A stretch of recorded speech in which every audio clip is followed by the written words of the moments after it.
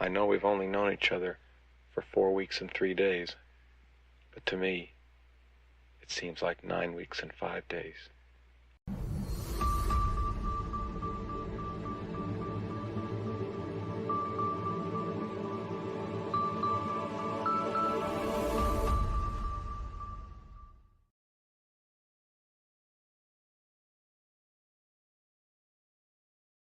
All right. Here we are, all my passionate plant people and garden enthusiasts.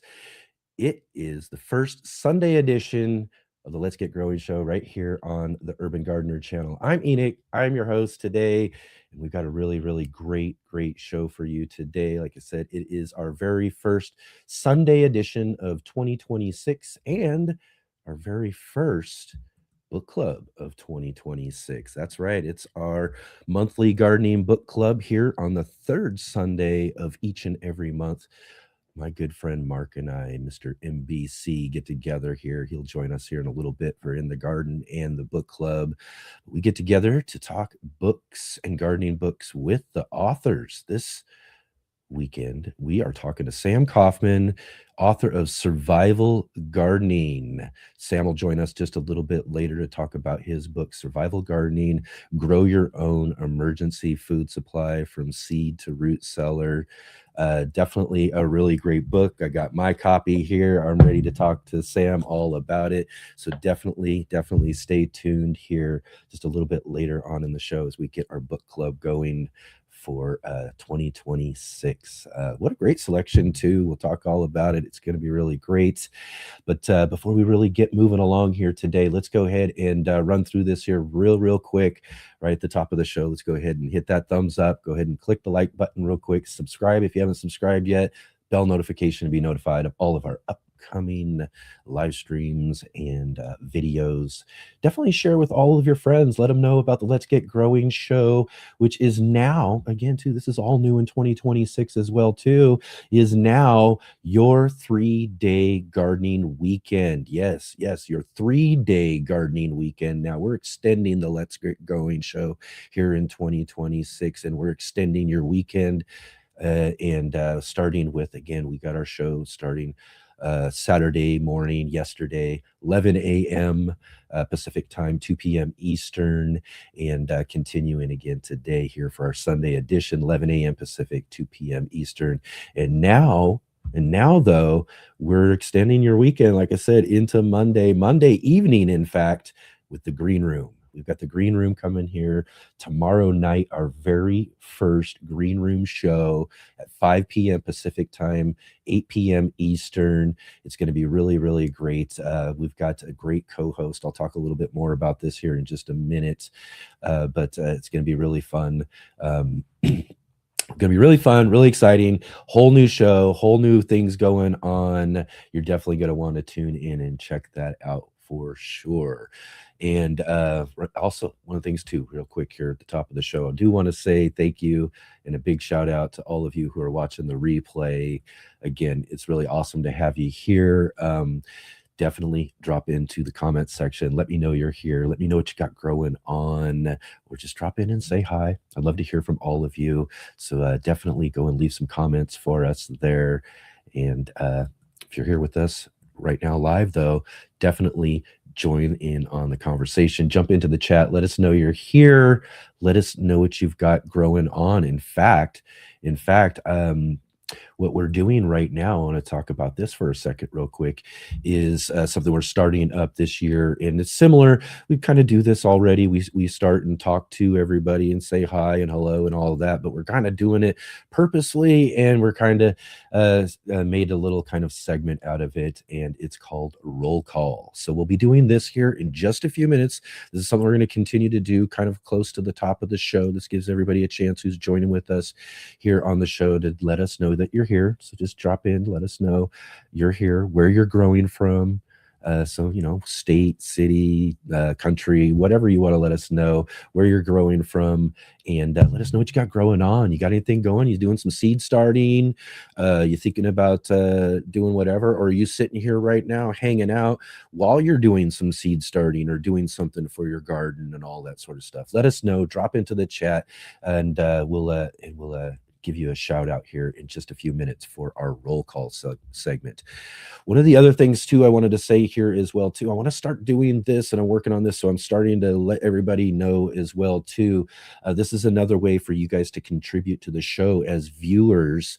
Is we're going to be doing something that I want to put into our breaks throughout the weekend, our whole 3-day weekend. Hopefully, if we can get enough pictures coming in, but I'd like to get viewer pictures, and what we'll do is what we're going to call snapshots of the week.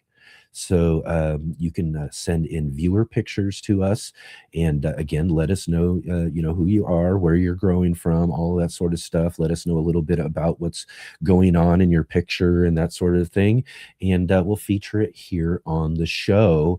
Hopefully, we'll get enough of these during our breaks and stuff like that. What I'm going to try to do is reach out from all of our contributors. We got a bunch of contributors now who are doing awesome things for the Let's Get Growing show. So maybe we'll get some pictures from them for a while to get us going, but hopefully in the long run, we'll start getting pictures from everybody like yourselves out there, viewers, just sending us some pictures in and letting us know so we can feature them on the show here. And you can send those to the Urban Gardener at mail.com. And that's mail.com, not Gmail. Remember, not Gmail, just mail.com. So you're reading that right. The Urban Gardener at mail.com. And you can send me photographs. Again, let me know about the photographs. Let me know where your name and where you're growing from.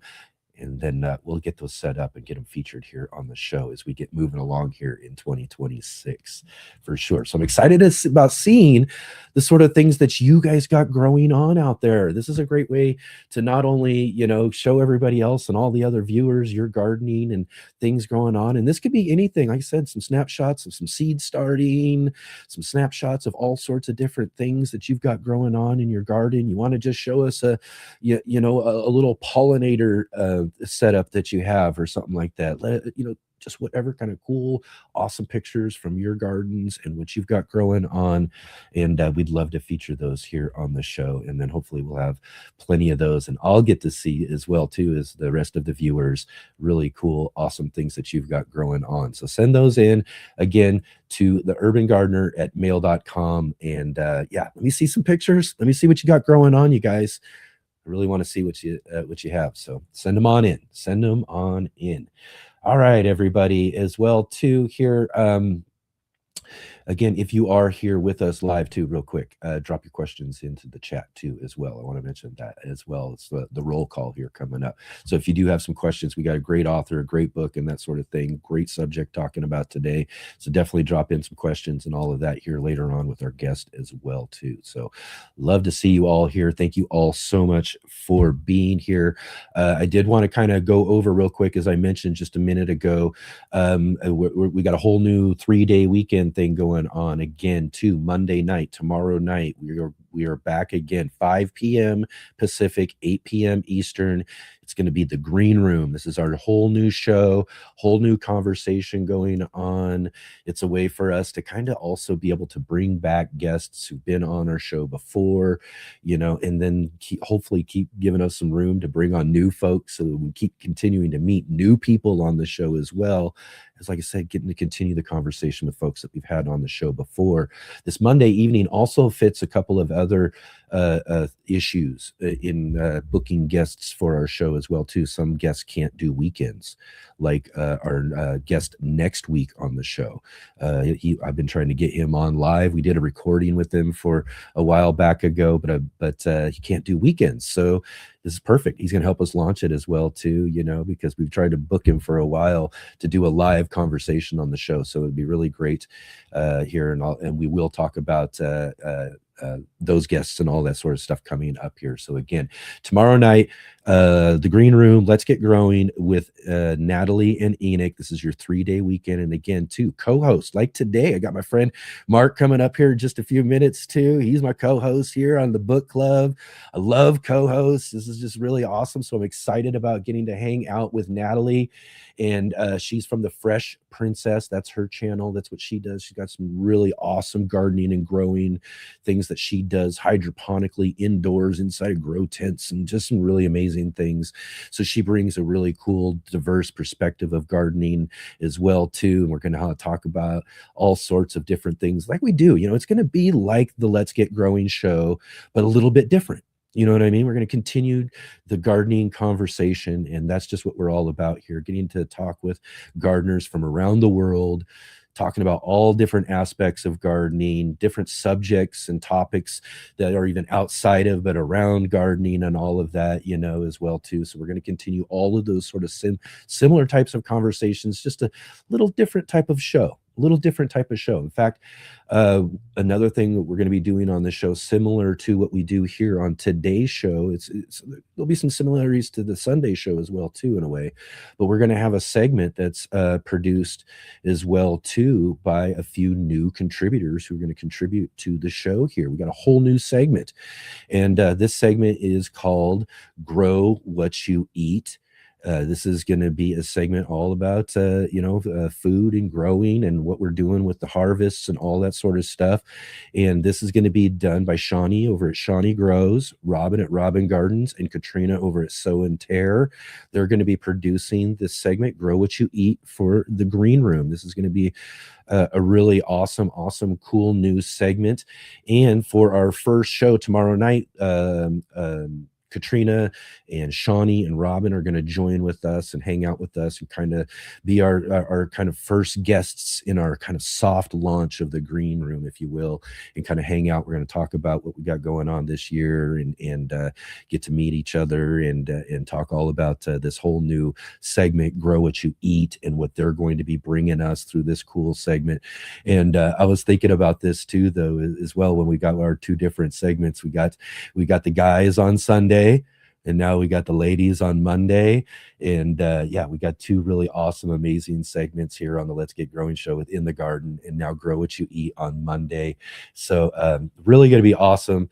Definitely come and check all of that out with us tomorrow night for our very first the Green Room. Awesome, man. I can't wait. It's good. This is really great. This is really cool. This is really exciting. This is just a really, really awesome start to our year. And again, similar to yesterday, getting to talk about this stuff, I'm running just a little bit late, but let's go ahead and do this, everybody. Now, I've been mentioning to everybody, and I hope Jay's got me all set up here and everything, but we're doing our new segment right here at the top of the show. This is where we get to shout out everybody and get an opportunity for oh no, what's going on here? Let me in here. Uh-oh. What's happening here? Oh no. I'm having issues. Oh boy. Wonder what's going on. Why is it doing this?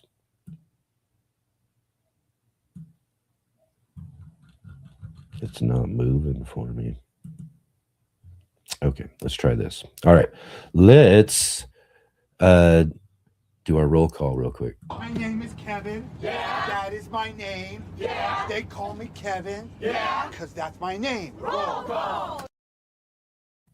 All right, so roll call. That's what we call this segment here. This is where we're going to jump into our comments section with you all here at the top of the show and give a shout out to all of you who are joining with us here today in the comments.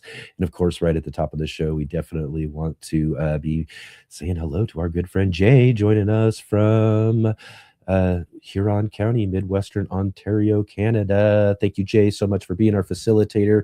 And everybody keep an eye out for links and topics and different extra information from Jay throughout the conversation. And as well, too, if you do have any small channels out there and you're new to the show, or you haven't had your channel shouted out in a while, let Jay know. She'll drop in a link for everybody else to go check out your channel there as well, too. So thanks, Jay, for being here with us today. Got our other moderator and friend, Adam Burley, joining us He's right down the road from me here in Southern Oregon in Central Point there too. Adam, thank you for being with us here today. It's really great to have you. Great to see you. I see we got Look to Nature Homestead here. How's it going? Muddy Puddles Farm joining us from over in the UK as well too. Thank you so much for hanging out with us in the evening there for you. I see we got good friend Paul Guten Gardening in the conversation. Great to see you here. Thank you for being here with us today. And oh, here we go. Here's our good friend Rick getting up with us nice and bright and early from way down under. And as we like to say, joining us from the future as it's a Monday morning for Rick, nice and really early. Thank you, Rick, for being here. Thanks for joining with us today. Oh, what do we got here? Ket's Tiny Wannabe Homestead. Good morning. Awesome to see you. Thanks for joining with us here today. It's great to see you. I don't think I've seen I don't think I've seen your name in the chat before there, so it's really amazing to see you. Thanks for joining with us here. Thanks for being a part of our conversation. It's awesome to have you here. Robin from Robin Gardens, as I said, joining with us here, contributor for our Grow What You Eat segment coming up tomorrow night. We'll talk with them and as well. I see Shawnee here too. Let's see here. She's dealing with a bit of a emergency, but she's still listening. That's some good. That's awesome. Still listening. Awesome. Excellent. Oh, Tony. Great to see you, Tony. Awesome to see you here. Thanks for joining with us here on the show. Tony from Simplify Gardening. Thank you so much, Tony. It's always great to see you in our conversation. And somebody say hi, Eddie. Eddie, it's great to see you. Great to have you in the conversation. Awesome. Let's see here. We gotta get moving on here. Cat's Wannabe Homestead says listening from 5A, 8,000 altitude in Colorado Rockies. Excellent. Thanks for joining with us all the way from Colorado. So great to see you. Bohemian in here joining us from Central Illinois. Excellent. Darth, great to see you again. Awesome to have you here. And Janet as well too. Thank you so much, everybody, for being here with us today. It's really great to have you here. And it's great to again get going here again for the 2026 year. It's great to be back here again with everybody for our book club. And so as well, we got to also do here. And again, I'm having trouble here with I don't know what is going on with that. I'm going to have to reset that, but it's going to take something happening here. We're going to do that here in just a minute because, as I mentioned, one of the fun things about doing this Sunday edition and doing this show on our book club days is that I get to hang out with my good friend, Mr. NBC, Mark Boucher Colbert, and he is also a contributor to our In the Garden segment, and that's what we would normally run, is a nice pre-recorded segment that he would show and teach us all about some really awesome things, but it's book club day, and on book club day, we get Mark with us live.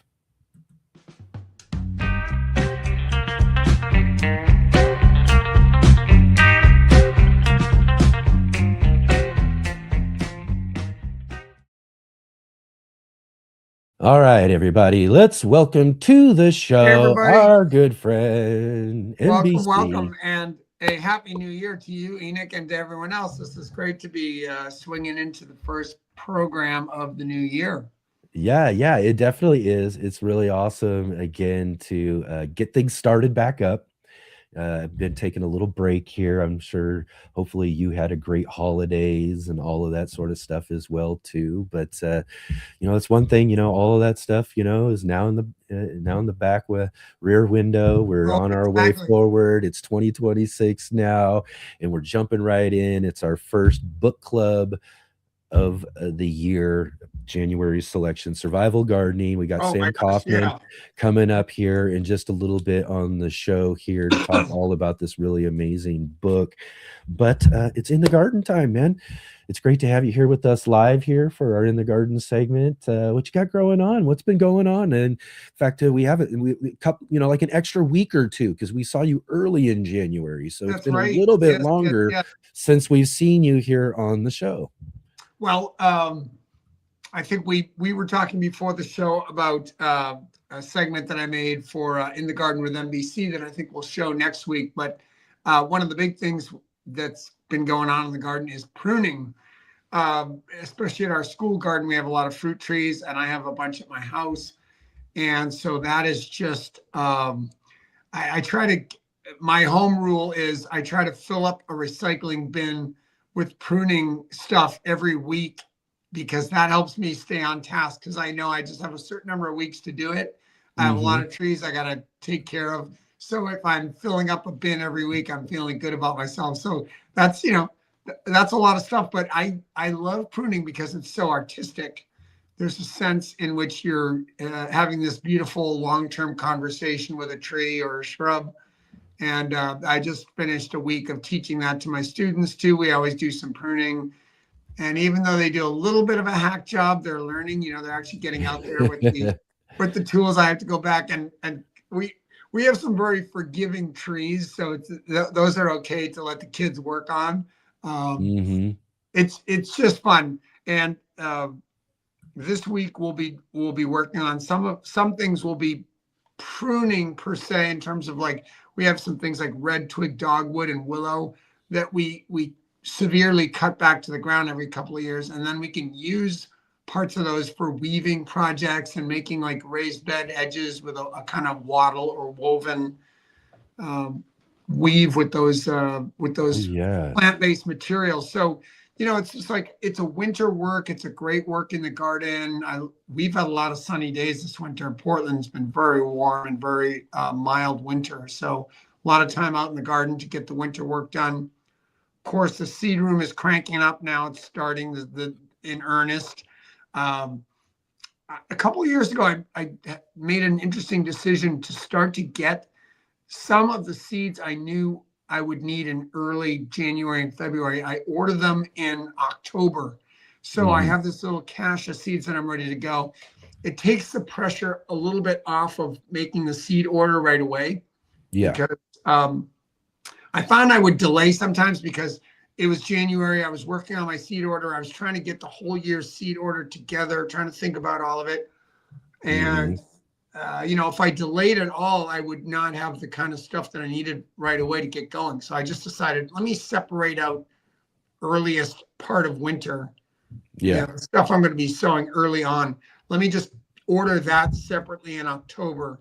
And then I have it ready to go in late December, early January, whenever I'm seeding that stuff. Things like onions, I'm seeding like some alpine strawberries, things that, parsley, things that take a long time to germinate and grow.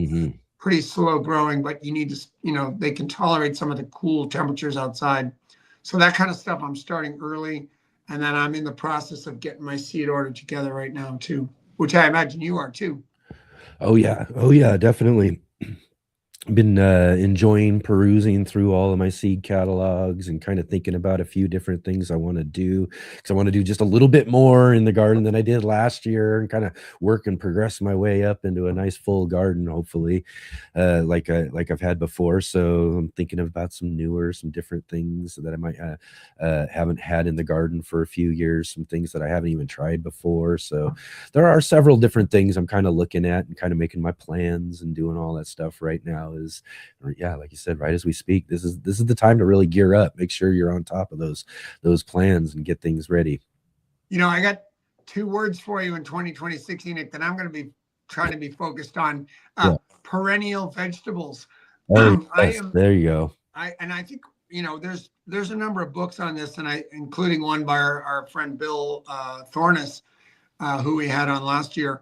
But I have been benefiting. 2 years ago, I planted something called tree collards, and they have just gone wild. And I have been eating. It's more, the leaves look a little more like kale than a traditional collard, but tasty as all get out. I've been loving those. I ate off of those so much in December. You got like a green or a purple variety? Yeah, well, greenish. I mean, some of the leaves, there's a variation in the color, so it's not solid purple, but there's kind of a greenish with purple highlights. Okay.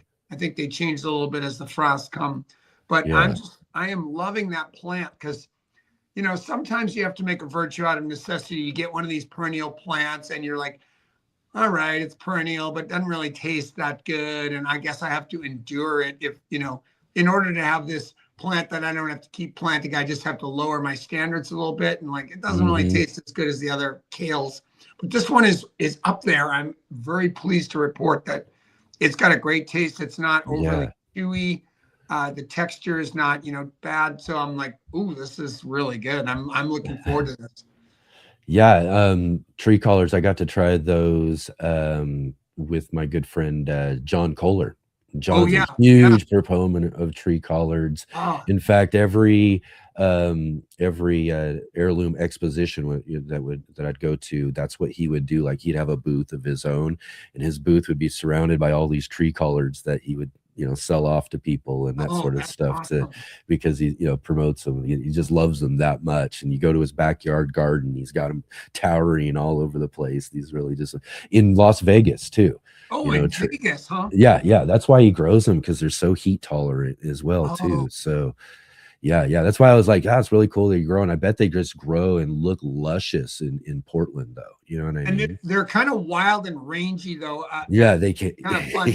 They have all these, kind of bends in their stalks, and then they'll come up and then they'll kind of lay down on the ground. And so it's a kind of really Dr. Seuss kind of look, if you want, for your garden. And certain parts of the wild garden, I think they could be really nice interspersed with certain grasses and other things, even in an edible landscape, because they're kind of, they don't follow the rules. They're kind of rule breakers. Yeah, they are, don't they? They got their own thing. They got their own thing going on for sure. So like you said, you get those nice young leaves though too, and everything, and they are pretty tasty. I was really surprised.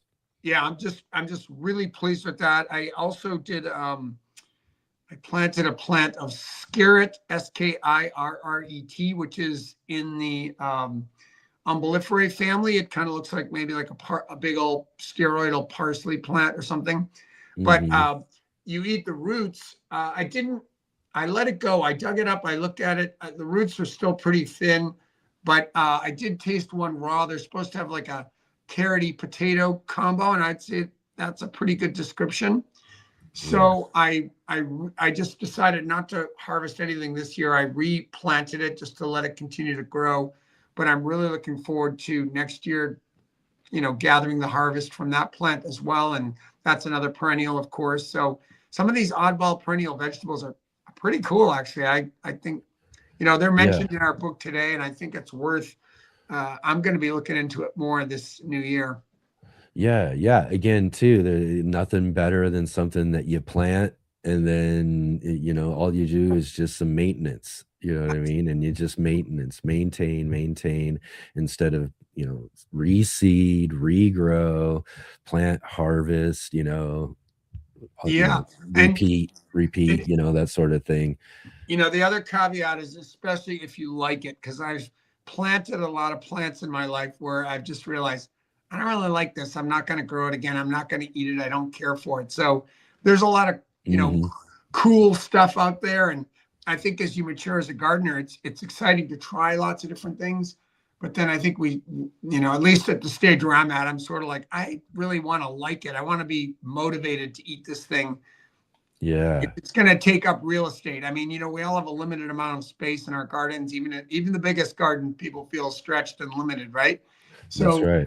It's like, you might as well pick stuff you like. So that's what I'm trying to figure out. It's like, what are the perennial vegetables? There's a lot of them out there. Which are the ones that I actually like, that I'll actually eat, that won't just be like, oh, there's that thing again. And, I suppose I could eat it if I had to, but I don't really care to. Yeah, for sure. So I'm trying to find that sweet spot.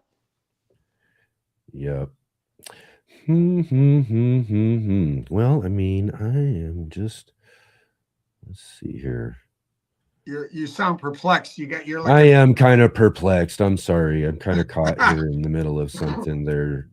Things are just, well, it's I gotta say, let me fill a little airtime by saying, please. You truly are the garden show beast, though. I mean, you are coming swinging hard, high above your weight class with these 3-day weekends, man. You are just, oh my gosh, right? Isn't it? Taken over the airwaves. And I know, I'll say this to the listening audience, we've had conversations about sustainability and trying to find you, not in terms of ecological sustainability, but in terms of financial sustainability. And if people are out there and just, want to have ideas about how to support this incredible programming in the long haul, I'm sure you'd be all ears. We're both all ears. Yeah, right. This is a real it's a real offering, let's say, to the garden community worldwide. Anybody who wants to can tap into these kind of programs, can start learning, can go through the archives, can really get a high quality gardening education from the stuff you're doing. And you, more than anybody else I know, is networked with so many garden visionaries. I mean, it's just like you've got everybody on your Rolodex, so to speak. And I think it's just, it's a great year to continue to expand your programming, but I hope folks out there in Viewerlandia are also appreciating that and team effort. Anybody out there who has a good idea for how to fund, how to support, how to keep empowering you to do more and more of this, let them speak up, because I think it's a good moment to say, hey, this is a shared commitment, right? This is something that we all share and we all appreciate. So let's figure out how to keep it going. Yeah, definitely. Well, let's do that. And I appreciate you saying that as well too. And and again, it's just really amazing, the folks and the people who've come around to help build this and put this all together, and even some of the new stuff with the new show and all of that. We got lots of great things going on.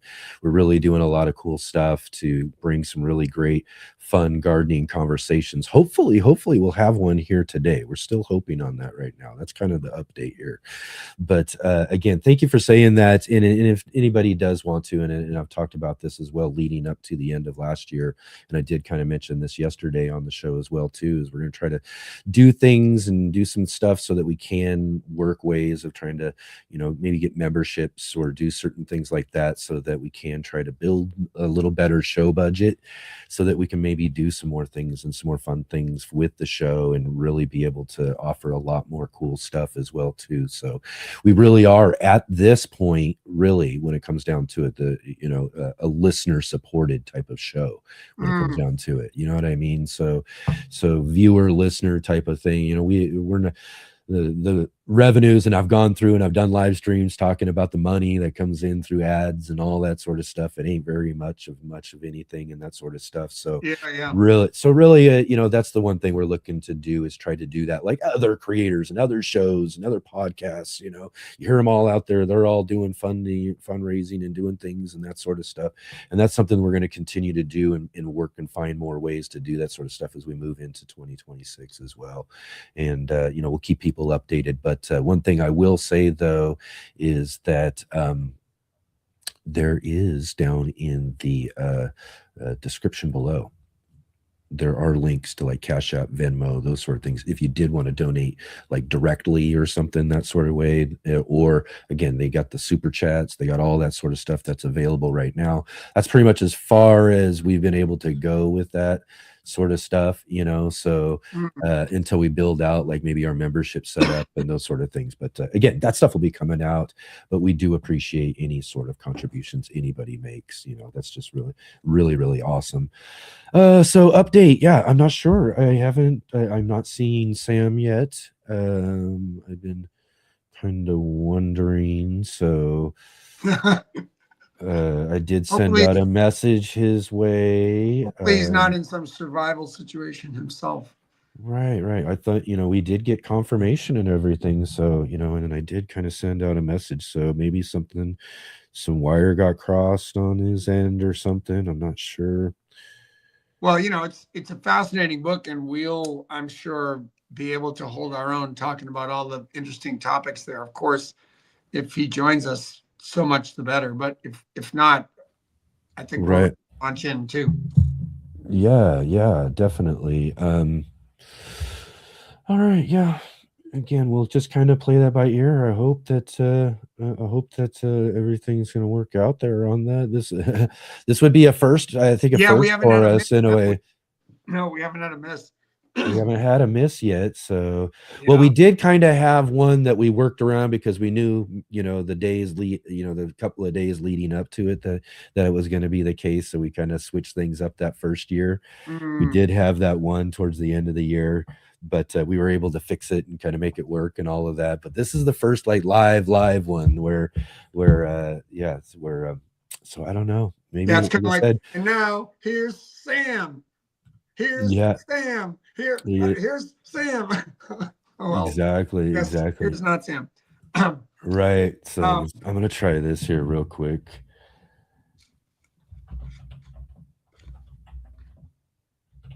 if you want, I can say a few things about the book just in terms of Yeah, some starting reflections. So, I didn't know this book. I didn't know Sam Coffman prior to getting this book in my hands, and it's a fascinating slant or approach to gardening. Now, apparently, this guy, and I'm looking forward to talking to him about this if we get the opportunity, has training as a Green Beret. I actually went and looked up because I was talking around the dinner table with my wife about, like, what is a Green Beret? It's like, I know there's these Army Rangers. Are they like what's the relationship like with the Navy SEALs, the Green Beret with the Ranger, the Green Beret? What is it? So I went and looked up the difference. And between the Army, there's the Rangers that are kind of the more elite shock unit. And there's the Green Berets that do more training in terms of whole societies and what is involved in either if there's some kind of an invasion that has to happen, what does rebuilding look like? What are the cultural norms in that society?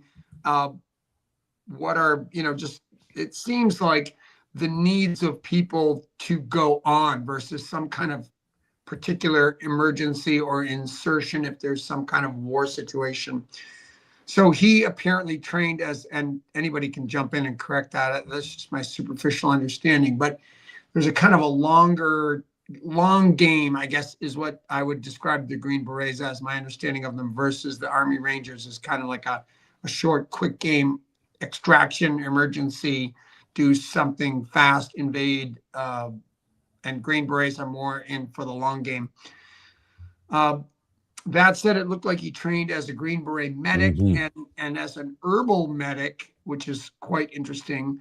So again, that makes a lot of sense. If you're going into another culture, you don't have this huge pharmaceutical industry behind you. You have to kind of learn, like, what are the local traditions, medicinal traditions, what are the plants?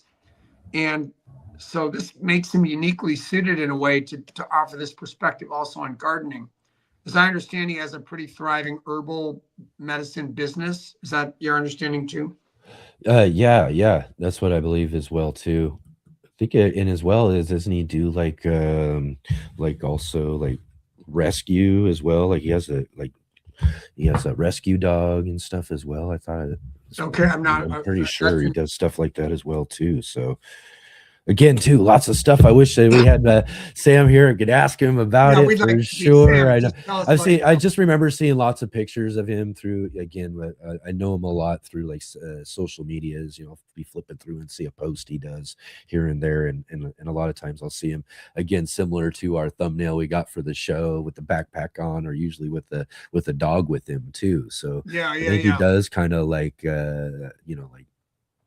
nature rescues and things like that as well too. So I'm not sure, but it would be great to and again ask him about that and in other things, again, like you're saying about the herbal medicine application towards what he's doing in his different professions, or in his initial training too, as you mentioned, being a Army medic, or and how did he find incorporating that? Was that, and again too, was that something that was trained in the military, or something that he learned and applied to his training, that sort of thing? So again, I'd love to learn more about that sort of stuff. And again, also something we haven't really talked about too much either here, Mark, as well. And I think we should maybe even this would be our first little kind of endeavor into some herbs and herb type of things as well too, in discussions. So I was really kind of interested in learning about that. Okay, so here's an update. Sam says he's having some internet issues. We are pretty remote up here. Uh-oh. Yeah, let's see. Okay, The curse of the internet. Here we are.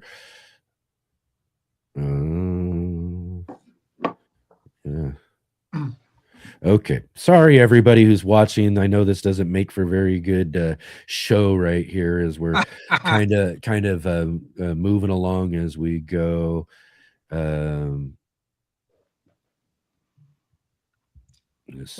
Enoch, while you're talking about that, maybe I'll say a few more reflections on, as a long-term gardener, this idea of survival or emergency gardening has a certain amount of relevance.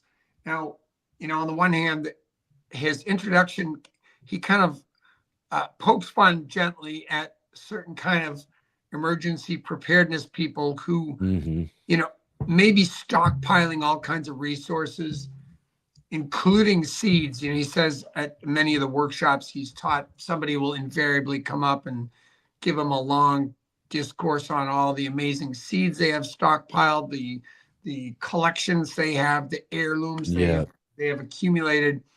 And then he'll ask, oh, well, how much experience do you have gardening? And they'll admit that they have next to none. And it sort of challenges then the assumption that just merely stockpiling, it's not like clean water. It's not like emergency food rations. It's not like a generator with some extra gas. Gardening is a living act, right? So growing our own food, providing our own food is a skill. It's a whole set of skills, and it's a collaboration. It's an ecosystem kind of work.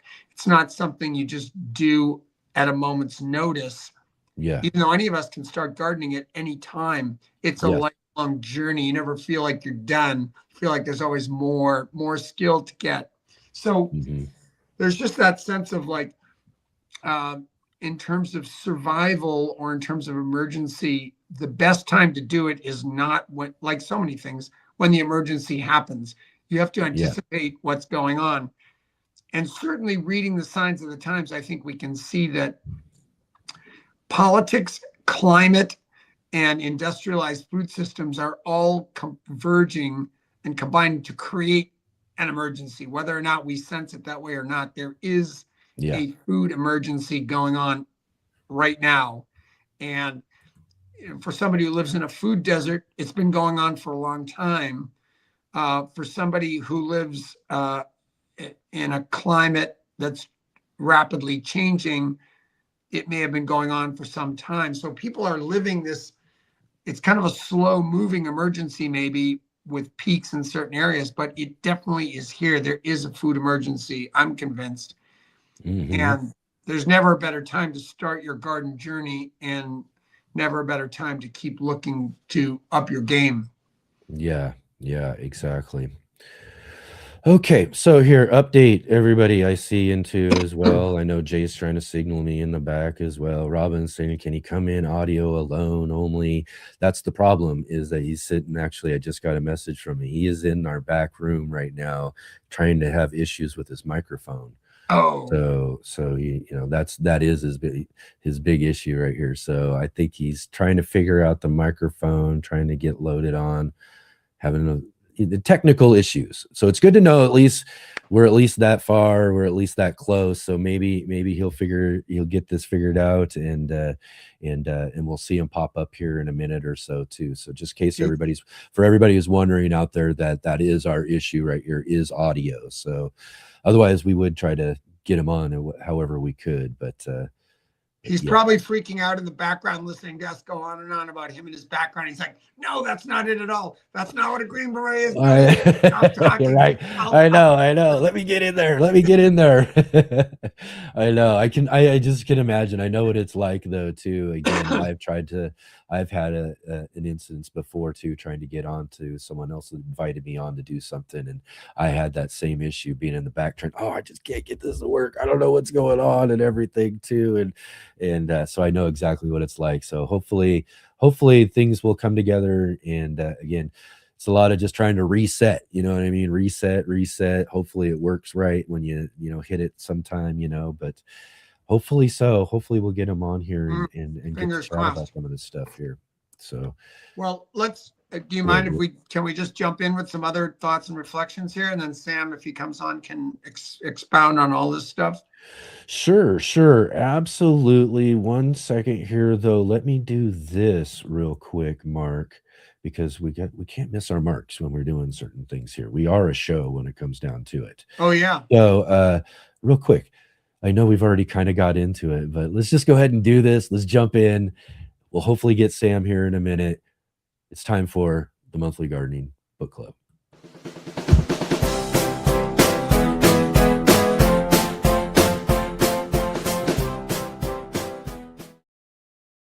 All right. There we are. Monthly Gardening Book Club here on the Let's Get Growing show. I know we already that's a hard thing though too when we're here live and we're doing things, separating what we're talking about in the garden from the books and in the book club itself, and we kind of let it run into it there. But this month's book is Survival Gardening by Sam Coffman. This is Grow Your Own Emergency Food Supply from Seed to Root Cellar. And really, I'll just say, overall, just a really great kind of like gardening book that kind of just covers a lot of everything. Yeah. You know what I mean? Just a good chunk of a lot of, there's just so many little subjects you just go through here, and you just see, it's like, okay, he's touching on that too and on that too.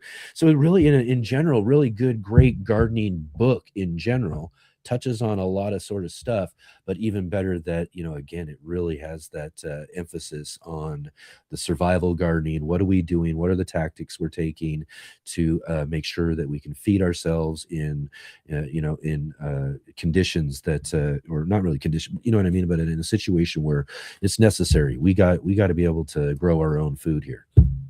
Yeah, I mean, this is a fascinating book, and I found it very stimulating, even as a long-term gardener, to just take this a little bit more emergency perspective, kind of crank up the anxiety maybe a tiny bit, because, as he says, if we strive to grow our own food and enough nutrition to feed ourselves, at least in any measure, I mean, one of my questions is how much space do we need to actually do this? Is it possible for the home gardener? But it doesn't totally matter.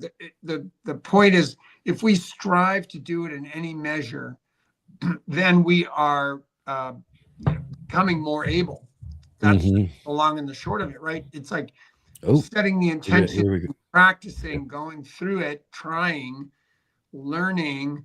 Then we are sort of self-qualifying as people who are providing their own nutrition to some degree. And it's no matter whether it's just one basket of tomatoes or whatever you can do to step out of the industrialized food system and step into more independence is a win. It's a victory. We had him for a second. Oh, we had him for a second. Oh, we had him. He's working on it. He's almost there. Yeah, I think he's switching over. He's got a phone or something he's working with right now. He popped up for a second there. Hopefully here in just a moment, we'll have Sam with us and we'll talk, we'll dig a little bit more into that with him there too. So again, right on. Yeah. Again, like you're saying there, I just really like, here we go. Let's see if we can get him in. Let's see if we can get him in with us here. Let me go ahead and switch to this. Oh, it's looking good. I see a third space coming up. Yeah. Look at this. Can you hear us, Sam? Are you there? I can. Yeah. Can you hear me okay? Oh, yes. Perfect. We made it. Awesome. Hey, Sam. Hey. Welcome. Sorry about the delay. Yeah, no problem. Having some technical issues here. Yeah, that's just as we were talking about, whether it's from the show side here, or I've even been a guest and had an issue myself before as well too. It's all part of just putting together live types of streaming content, is that you got to deal with technical issues as they rise up, and I've definitely dealt with plenty of mine. But we really thank you so much, Sam, for taking your time to join with us here and talk about your book, Survival Gardening. We've been touching on and getting into some stuff here, so it's really really great to have you here. We can really just jump right into it. Okay. But really great book. First and Yeah, love the foremost, book. just really great. I mean, I got it. And I was mentioning to Mark here, Sam, is that you and I don't know if you've known, but you and I have been friends through social media for several years now, and I'm always catching posts from you here and there and seeing things and all of that. So I was like, when I was thinking, oh, we need a good book to start with and everything. I wonder if Sam will be available to do it and fill in for us. And he jumped right in, and I wasn't sure what I was expecting again too. Just get the book, and I'm like, okay, let's check it out. And right off the bat, just doing what like Mark and I talk about a lot. We'll spend some time with a book and just kind of flip through first, just kind of flip through the pages and everything. And then after I did that, I was kind of like, oh man, I'm really kind of excited about getting in here because this book is really well put together too. So I do want to give you compliments about that as well. Also, I'm going to be quiet here in a minute because I'm on a ramble for a minute, but I'm going to let you here for a second, Sam. Go ahead and introduce yourself to us and the audience, and just go ahead and let us know a little bit about you, your background, and what's led up to this really great book, Survival Gardening. Sure. Yeah. Thank you for having me, and I appreciate the kind words about the book. That's my second book with Story Publishing, as you probably know. My first being Herbal Medic. My stronger suit in the whole world of plants and working with plants is more as medicinal, botanical medicine, which I've been doing for over 30 years. But I grew up in a very plant literate family with both parents had gardened, and my dad grew up on a wheat and pea ranch in Eastern Oregon, and my mom, her family had to garden pretty much through the Depression years, and had my grandpa on her side was a great gardener, as well as my on my father's side was a well-known rancher in the area, very successful in that way, just being able to live off of what you ate, that was a big thing. And so we grew up that way too, more up until, at least until we moved to Colorado. So up until I was about 11, it was, pretty much from the time that you could break, and till the soil. That was our job. We had a big family, and we were the work, and I remember from the age of 4 or 5, my mother explaining to me that the plants that she talked to out in the garden did always better than the ones she didn't talk to. And so, we harvested all our food, of course, and we had fruit trees and then canned everything. And it wasn't like it was our only source of food, but it was a big part. I would say probably 30% of our diet in the winter was whatever we had grown during the summer. It was very common. So I kind of grew up with, just working with plants and talking to plants and being around plants as being a natural part of my life. And then, and then I went in the military twice. First time as something totally unrelated to plants, was more of a linguist, and went to language school and was an interrogator, a human intelligence collection, basically on the East-West German border back in the last decade or so of the Cold War. And then got out, got a degree in linguistics, and then came back in to Special Forces, a Special Force medic. I decided I wanted to get into medicine, and that was kind of the way I wanted to do it. And so from that moment really was already. Oh, that's right. Again, too, we got to remember Sam's joining with us. As soon as he said Cold War, he went into a deep freeze. Uh-oh. Yeah, exactly.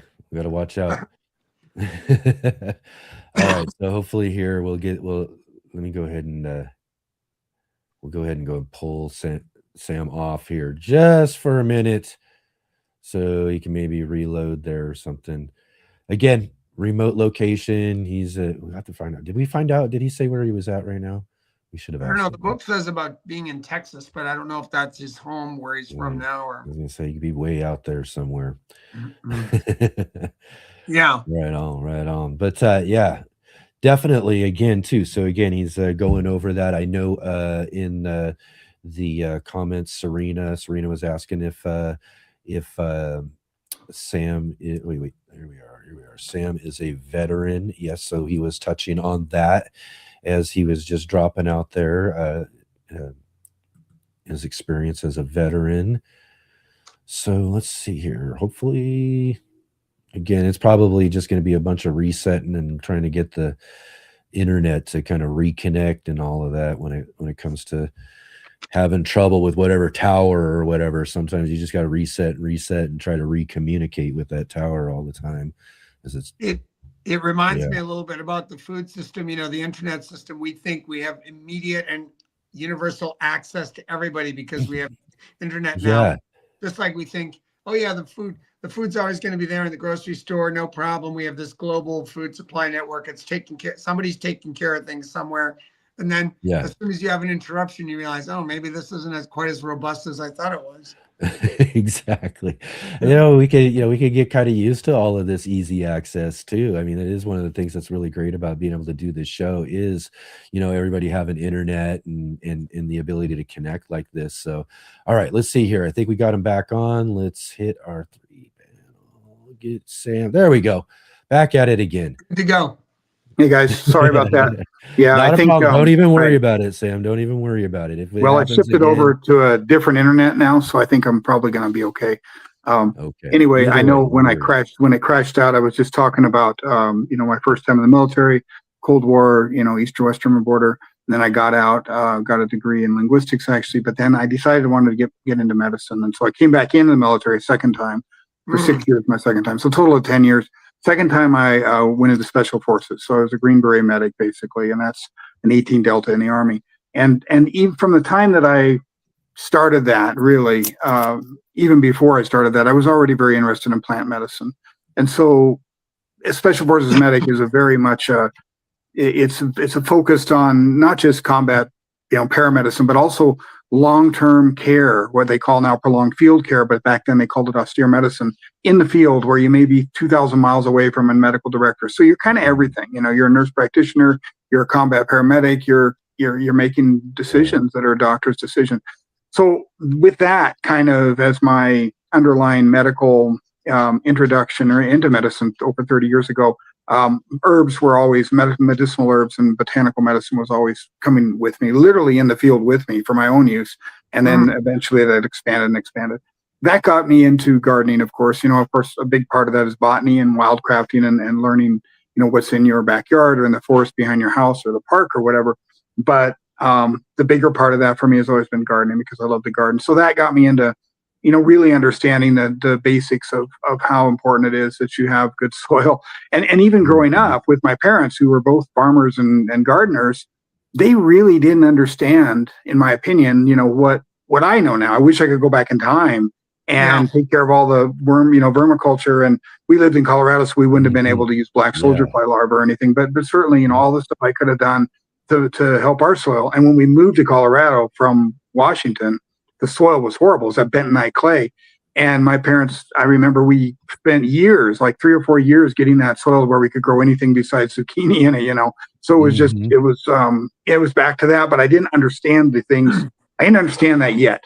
And so I think through growing herbs and growing medicinal plants and having gardens and growing new stuff that nobody grows over here, or it's rare to find, like some of the different Chinese herbs and things, and being able to, at the time we lived in the hill country of San Antonio, which is very Mediterranean. So I had the fortune to be able to really build up good soil, have great growing climate. So for anything that obviously there wasn't a cold weather type plants, I was able to really grow. And so with raised bed gardens and growing our own food there, and then up here in the mountains in Taos, everything's pretty much raised bed because it just takes so long to be able to, that's the only way to really start here. So between all of that, then this idea of the book that came out from Story was, hey, if you had to do what you've done with herbs, but with food, how would you do it? And I said, well, that's easy.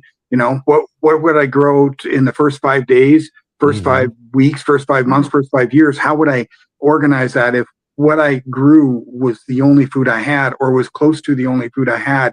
And then getting into, of course, the biggest issue, which is really protein, but the macronutrients that we need, and of course, micronutrients are less of an issue when you're talking about your food you're growing with good soil. But that's what spawned kind of that whole approach to the book. And Story is really good. They're a great publisher and they have good editors, and so that really helped me organize all that as well. That's fascinating. I love the 5-5-5 sort of approach. One, microgreens are near and dear to my heart. So you featured that and sprouts and microgreens right out of the gate. And I think a lot of our capacity as gardeners to sustain ourselves comes from the force of habit. So it's just like building up these habits, giving somebody something that's got such quick turnaround that they feel the satisfaction and the nutrition from it. That's a habit you can build right away. And then it's motivating to take the next step, right? It's like, then you can start thinking long-term, because to say, look, you're going to do all this work now for a 5-year yield somewhere down the line. That can be hard. But if it's like 5 days from now, you're going to taste the goodness of what your efforts. Mm-hmm. It's like that's, I think most of us, even in our short attention span society, can go for 5 days somehow. Yeah. Well, 5 days is survivable, right? You know, when it comes down to it. I mean, we can live off of water for 5 days if it really came down to it. But you know, and that's kind of the thing again too I love about that approach that you got there. This is like, let's get you, you're just getting started. You need to make food right now. This is where you start. Let's get these things going, and then that's what a lot of people in situations just need, though, right? They just need something to get them going. Like, where do I start? I'm in a situation. I need to figure out what I'm going to do. Where do I start? Right. Absolutely. And it's tough in the growing world. People, of course, aside from the fact that we have all our different climate zones and altitudes and things that we have, elevation, things that we have to deal with, from one area to another in the country, that, it's not all just, you can't have one book that covers everything really very well, or else it would be a gigantic, encyclopedic book. But I think beyond that too, is just getting people in the idea that, you have to, the only way really forward is you have to grow. You have to just start making compost, and you just have to start getting your hands in the soil. And when I first started this version of my school, which was 18 years ago in San Antonio, I lucked out, and I ended up getting kind of this 50-acre old rock quarry that had been the land had been destroyed, but it dropped in my lap almost literally. And so our first goal was to try to be able to restore portions of that soil a little bit at a time as well, and doing experiments with soil testing and stuff. So we got so it was great because we were starting from crap, not good crap, bad, horribly crappy soil, and moving up with that. But in that process of those first, especially in the beginning, a lot of our demographic were kind of survivalists and preppers. And so I would inevitably get people coming up to me and saying, and we had a homesteading course then, by the way, too. So we did everything like doing your own soil testing without, with nothing but vinegar and bicarbonate of soda, just to be able to figure out pH and things like, just like you've got to start from nothing. The world just ended. How are you going to do this? So we had courses like that. And so we'd get preppers in, and I'd get preppers that would come up. And this is not being meant to be disparaging towards that community, but there were a lot of people that kind of had this mentality, at least that I met, that would come up and say, hey, I got a seed bank. I've got, over 5 million seeds or whatever, and all the stuff that they would say. And I'd say, that's awesome, man. How much gardening have you done? The answer would almost always be, well, no, I mean, we planted some roses last year. I don't know. We don't really do any gardening. And I just have to tell them, look, man, you got 5 years of hard errors to make and understand before you're really going to be able to do this, And from the herbivory and insects and weather and climate and drought and soil and what's going to work. I couldn't even grow blueberries in a pot down there because of water out of the tap was so alkaline, and they would just all die, So it's like, is it worth the trouble to go ahead and change the pH of everything going into this plant, or should I maybe learn how to work with what's natural to this environment and work with that? So all of those things are just lessons you have to learn in growing, and there's no way to learn it without just getting your hands dirty and doing it. Yeah, absolutely. Yeah. But we mentioned that at the beginning, just this sense of like, this is a long game plan, even though there's a 5-day, little nugget that you can get. It's still a pretty long game effort. And the best time to prepare is now versus when something hits. Yeah. I think that's maybe the biggest lesson hopefully people can take. And then it's so easy to get started. Raised beds are you can control your soil with that. And I give all kinds of other examples, like even just, potting soil gardens and stuff that you can do, that are just, and they're, a lot of it's kind of, what's the word? Like maybe fatty or like, buzzword stuff that kind of goes around in the prepper stuff. And I've tried every one of them. I've tried them all, and some of them work well, some of them don't work so well. But in the end, we did a whole lot of work with aquaponics. I had aquaponics for years. We had an old jacuzzi in the house that we bought, and it's like the heater didn't work anyway. It's like, you know what? We're going to grow tilapia and then grow stuff on top of it. And then, so I did that for years, and the only thing I really got out of that was just a real solid understanding of how important, fish waste can be and fish themselves can be to a garden. But by the time I got through that, I was like, I had already said, stuff just grows better in soil. I'm sorry, but it just does. And the funny thing is that a year or so later, there was a guy who's like that's what he did for a living, was aquaponics. He had an amazing setup up outside of Austin. And I mean, we'd go up there and visit him, and he taught some of our classes for us. We'd send students up there to really see like the business of aquaponics, from tilapia to kale. And we go up and visit, and he'd say, hey, take some kale with you, and you chop off. It was like a jungle. You'd have to carry the kale around over your shoulder because it's like, 3 and 4 foot long leaves, And so it's great. But a couple years after, I had just decided, I don't know if it's just me or what, but I was talking to him, and he's like, I'm getting out of the business. I just feel like food grows better in soil. And I was like, wow, that's so cool to hear somebody, a professional grower tell me that. And it's like, it's true. So, these are things that you just learn, and you just start to understand, and you work with your plants every day, and you understand how they look and how they feel. And like even putting in, sunlight, like a LED full spectrum sunlight in our sunroom, because it only gets kind of the morning sun, and just the difference in how the plants have responded in a matter of a week. It's like, oh my God, why wasn't I doing this before? These plants love this, this, I'm going to get another one, man. They need more light, clearly. And these are like beginner mistakes, but they're just things. It's like, we're not doing this full time. This is a new place. This is a new climate. This is a new elevate. All this stuff's new. And, you got so many other things I'm taking care of. We run our campus off of here and stuff. And there's a million different infrastructure issues. So you don't have time to devote in the normal person's life, unless you're literally a full-time farmer, to think about those things. So, the only thing I can suggest is you just have to consistently, grow and make mistakes and learn from them. Yeah. Yeah. I'll say one thing that besides I think you bust a couple of different myths, which without really trying, but you do in the sense, and one is this sense of, you can just show up with 5,000 seeds and you're good to go. You're set for any future emergency. It's like, no, it's a skill set. You got to work on it for years. Okay. The other myth that I think in gardening that you bust, which is great, and I see this a lot with food banks, but I think a lot of gardeners subscribe to this too. It's like, we grew 10,000 pounds of food last year. It's like, oh, good. What was that? Cucumbers and tomatoes. Okay. Basically what you did was package water. And it's like, we know what water weighs. So basically you took that many units of water, put it inside a tomato skin or a cucumber skin, and you grew that. Good. That's awesome. But what you go for the nutrition, it's like, look, human beings need this many calories to survive. Here's the breakdown. We need this carbs, proteins, fats. Oh, there's different kinds of fats. Don't think your sunflower seeds are going to give you everything. And then there's micronutrients. You got to meet that standard to survive. Your body has that standard. You cannot live on cucumbers. So how are you going to do it? And I think that's a major contribution of this book that most gardening books don't touch on.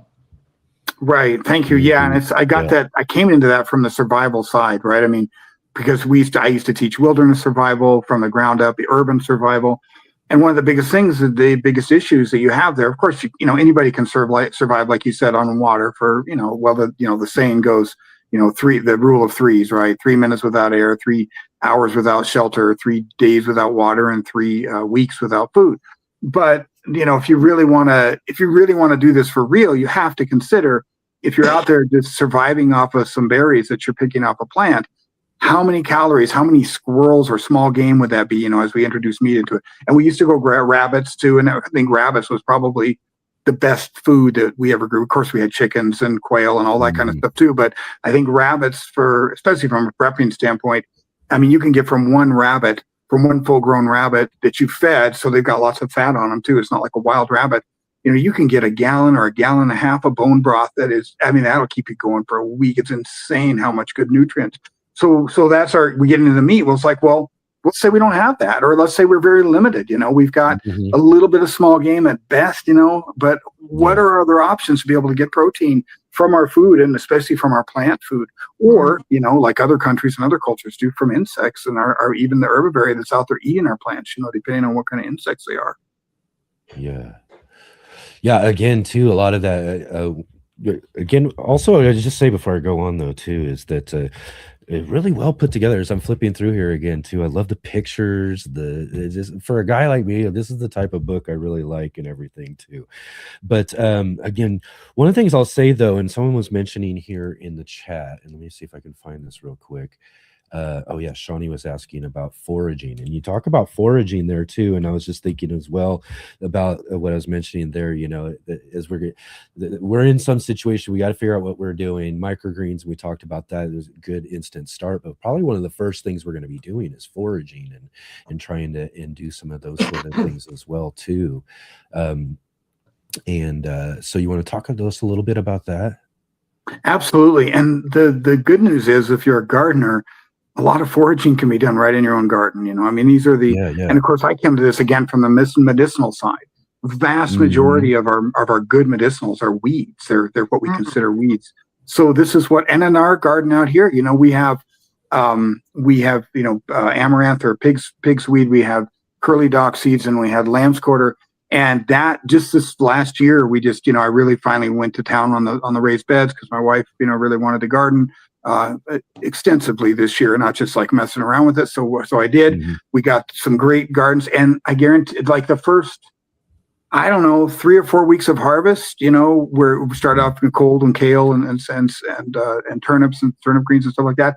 But I bet at least maybe in the first 5 or 6 weeks of harvest, I ate probably more lamb's quarter, amaranth leaves, and than I did anything else. And I love it. Oh my God, it's so much more nutrient dense, because we haven't hybridized the seeds in order to make them better for, you know, whatever we're growing in whatever climate we're growing, or whatever they do better. And I'm not saying that that's not important too. It is, of course, but still, man, getting that wild food, just foraging it right out of your garden. Eat your weeds. Most of them are edible, and even if they're not entirely palatable, you know, there's many ways we can cook them. There's a real art to cooking foraged food too. Yeah. And similar to, and you do talk about it in the book when it comes to foraging, and as well, you also got another section too towards the beginning as well too, because another part of foraging would probably be, you know, mushrooms. But on that side, what you're talking about, and I'll just mention this because our very first book we had for our book club was How to Forage Without Dying, right? Not die, right? Right. But again, too, and I think a lot of your focus too on mushrooms here is also about growing your own and those sort of things, and that sort of stuff. But similar, you do got to kind of be careful while you're out there, whether it's foraging for other things or mushrooms and all that sort of stuff. But yeah, it's kind of like that first sense of substance that we're going to be getting if we're trying to survive those first few days. Yeah, and I think another thing, just as kind of like a caution for most people, and I used to teach this, you know, when I was teaching survival, and I learned it the hard way on my own when I was, because I tested my own survival skills. I'd go on my own little solo walkabouts with nothing but a knife, an elk skin, and something to be able to, like a canteen cup, you know, military canteen cup, to be able to boil water in. And the rest of it I had to forage, you know, I had to deal with out there, you know, making primitive fire and all the stuff that I had to do in order to just build my own skills. And so I was eating a lot of forest food and learning a lot about that as I went. And one of the first lessons for me was that, you know, our guts are not used to eating wild food at all. Even this, like the lamb's quarter that grows in your yard, if you're not eating it already, if it's not a part of your diet, you really got to cook it. And you really need to be careful with how much you eat to begin with, and how you introduce your gut into that, or you'll end up pretty sick. And along with that, like things that books will tell you are you know, absolutely, you know, edible, sometimes aren't. You know, I've found that out the hard way too, you know, foraging roots of some different plants and then cooking them and being like, yeah, this is great, but hey, hold off, let's just nibble. And, you know, within about 5 nibbles, it's like my stomach already starts responding, you know. And so these are things, you know, you have to be, I think, aware of. You know, cook the food, always cook your foraged food, make sure you know what it is. And especially with mushrooms, that becomes an issue. But some people, you know, if you're really an avid mushroom hunter, you know, you're going to know your mushrooms for sure, no problem. But that's why I get into growing it, because you can actually, there's some hacks we can get from just the mushrooms we have at the store, be able to grow on too. It's not perfect, but you can do it too, and I've done it. And then, of course, you know, being careful how much you introduce into your diet at a time. Yeah, because that's a real important thing to be thinking about. Is we are in a sense of, if we're in a sense of survival, we're out there getting things. We do really also have to be careful in what we're doing in that sense when it comes down to it. I know you're probably familiar with the book Into the Woods, the Christopher McCandless story from years ago. Oh yes, yeah, right. The gentleman who went up in Alaska. Right. And ended up eating something he thought was familiar from his guide, and even his guide kind of misguided him, and you know, and Yeah, and can be some. He basically slowly starved to death. It cut out his body's ability to gather micronutrients. Yeah, that's one of the John Krakauer I know covered that really well. It's a good book. I remember reading it when it came out. Gotta be careful. There was something else when you said that about foraging. I was going to mention, tug on it. Now it slipped my mind. It'll probably come back. But I think it's just really important that, that if you're going to, it's sort of like growing, when you're gardening, it's like in order to do it and be any good at it, you have to just start somewhere. And even if it's just gathering some dandelion greens that haven't been sprayed with Roundup, in your backyard, or something, getting used to kind of the idea of bitters as being a part of your diet too, and being able to cook those dandelion greens in with your food. I'm easy because I have I personally thrive on a paleo diet. So for me, just chopping up a bunch of greens and mushrooms and some kind of food, a meat into a pan and cooking it, and I am good to go. I mean, I could literally live off that all the time. But, even for people with a more either sensitive or more acquired palate than mine, I think, you can absolutely learn to cook forage food that's just amazing, Yeah. Sam, talk to us a little bit about, you have a section on urban strategies, and it kind of the whole idea of, gardening for sustainability, there's a certain amount of space one might need. And I don't know if you have that worked out to a certain number of square feet or such. But I think most people are going to find themselves in a situation, especially urban dwellers, where they don't have anywhere near the amount of space they would need to provide their own nutrition. How much do you think is needed for a person? And what do people do when they don't have enough space or they don't have that gardening space?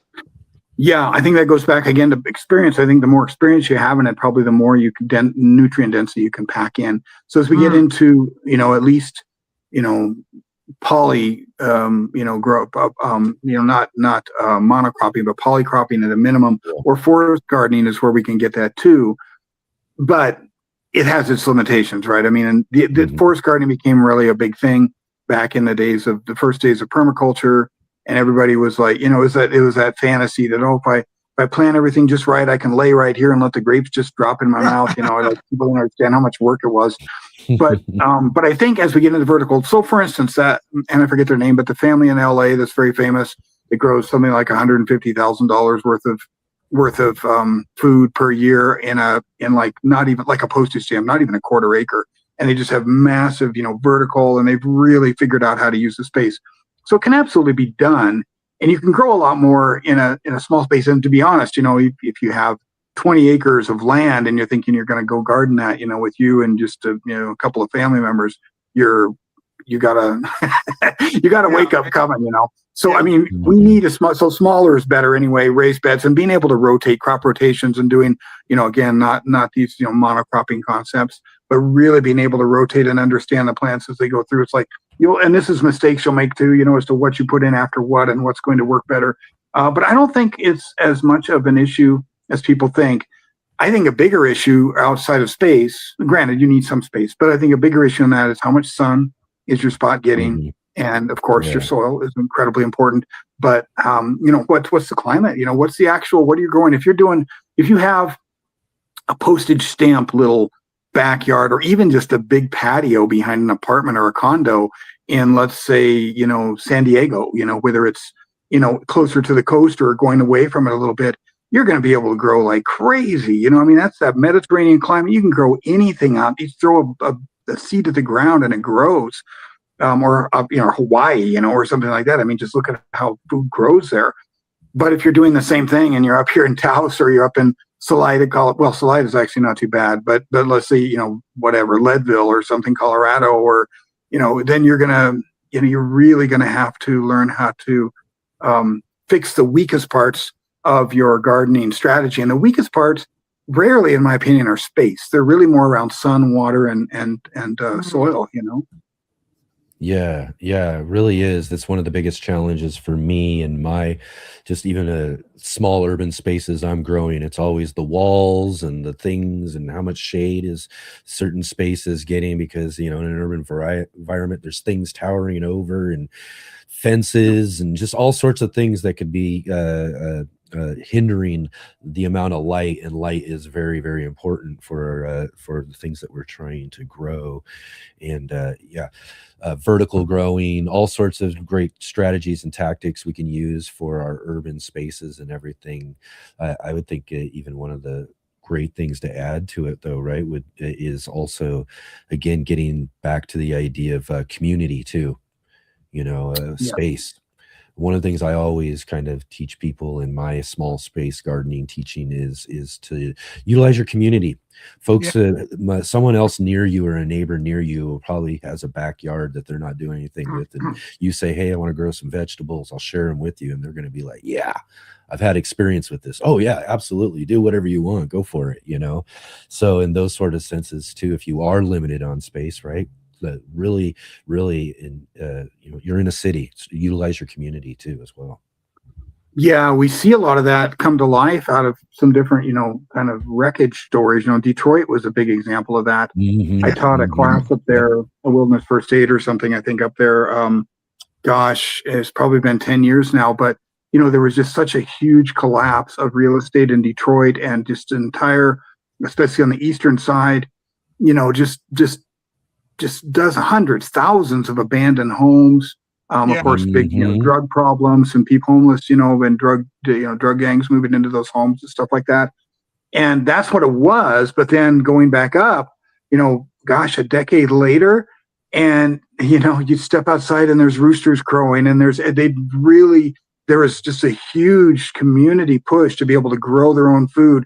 You had aquaponics going on. You have, obviously chickens and rabbits and that type of thing going on in these gardens. So I think the community is absolutely, especially in an urban area, it's not even a nice to have. I think it's really like a non-negotiable. You have to have community involvement with any garden spaces in an urban area. And don't forget also, of course, whether it's not a post-disaster situation or not, you've got the guerrilla gardening concepts too, where you can plant in public spaces that maybe are going to be safe from, green belts and things that are going to be safe from spraying, where you can do that. And I lived in Denver.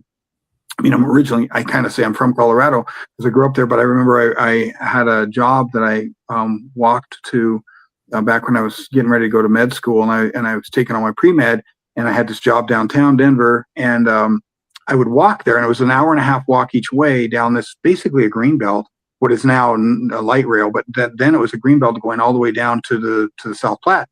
And so you'd see everything on that walk, and it was like an hour and a half each way, 10K each way, that I got to study flashcards and recordings and stuff that I never would have had if I was studying at home. So it worked for me. But I just remember like seeing the seasons go by, and you would see some of the more, like I would say, savvy homeless folks that would be living off of stuff growing on the greenbelt, and then the Mexican communities, the Latino communities, just out there just harvesting the hell out of choke cherries and anything that was in, they were out there on that greenbelt. It was free food, anytime it was in harvest. Yeah, that's pretty awesome. To that community dimension too, I would also add networking and finding your community supported farmers, your local urban farmers, whoever those people are, because we talked about the intense level of skill that's needed. It's like those guys can be your mentors.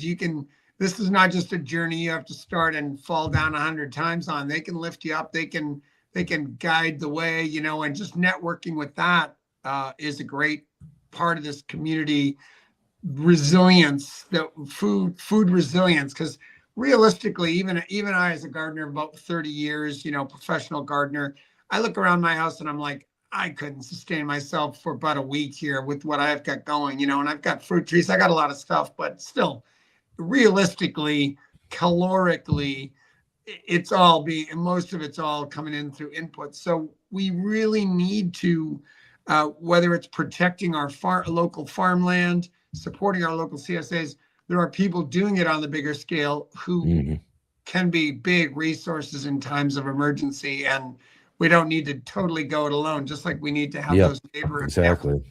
Know our neighbors, be growing and sharing things and sharing seeds together. I think it's not just a rugged individualism, right? Because I think that's somehow we feel like I'm going to just fade into my backyard and somehow be, providing a bounty on my table every night. And I think it's really about the people you know in your community and the things that you know already right now is we need to have a community farm on the edge of town. We absolutely need to have it. Somebody needs to be doing this. Yeah. Absolutely. And in town too, right in the centers too, you need to have, I think every block, and I agree with you. When I first started the survival, program at our school, I had a whole course. It was a 5-day, called the Core Basic. And it led people through all the different programs that we taught in our school that were divided out into 5 different areas, and one of those was what we call the provider, which was not only wildcrafting and getting and foraging, but of course growing, and so the homesteading side of it. But one thing that I really tried to bring home with that entire course was that there's no way you can do this on your own, and that's just this kind of weird, I don't know, just kind of by the virtue of our culture here in this country and through Hollywood and stuff, that this idea of the lone survivor that can do everything on their own, and they're gonna walk 1,000 miles and not even you never even know where they're getting their water from, let alone their food. Yeah. So yeah, and I think also on that too, one of the things that people, we were talking about protein, it's a little bit backtrack to what we were talking about before, but I think it's if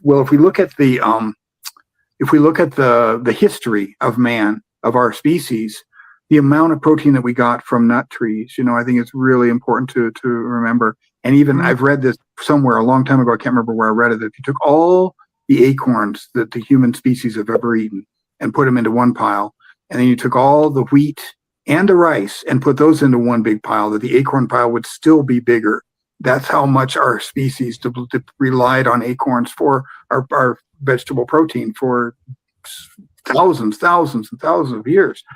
So, those kinds of things, it would depend on what climate you live in. Of course, oak grows everywhere, literally.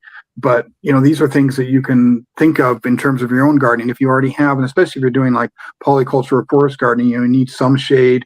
You're going to have some shade plants. You're going to have that canopy side to your, whatever it is, depending on how much room you have. So, not just fruit trees, but certainly nut trees. And of course, they take a lot longer, but hopefully, maybe you live in an area where you're, where those pecan or oak or whatever it is have already grown enough to where you can plan your garden around that too.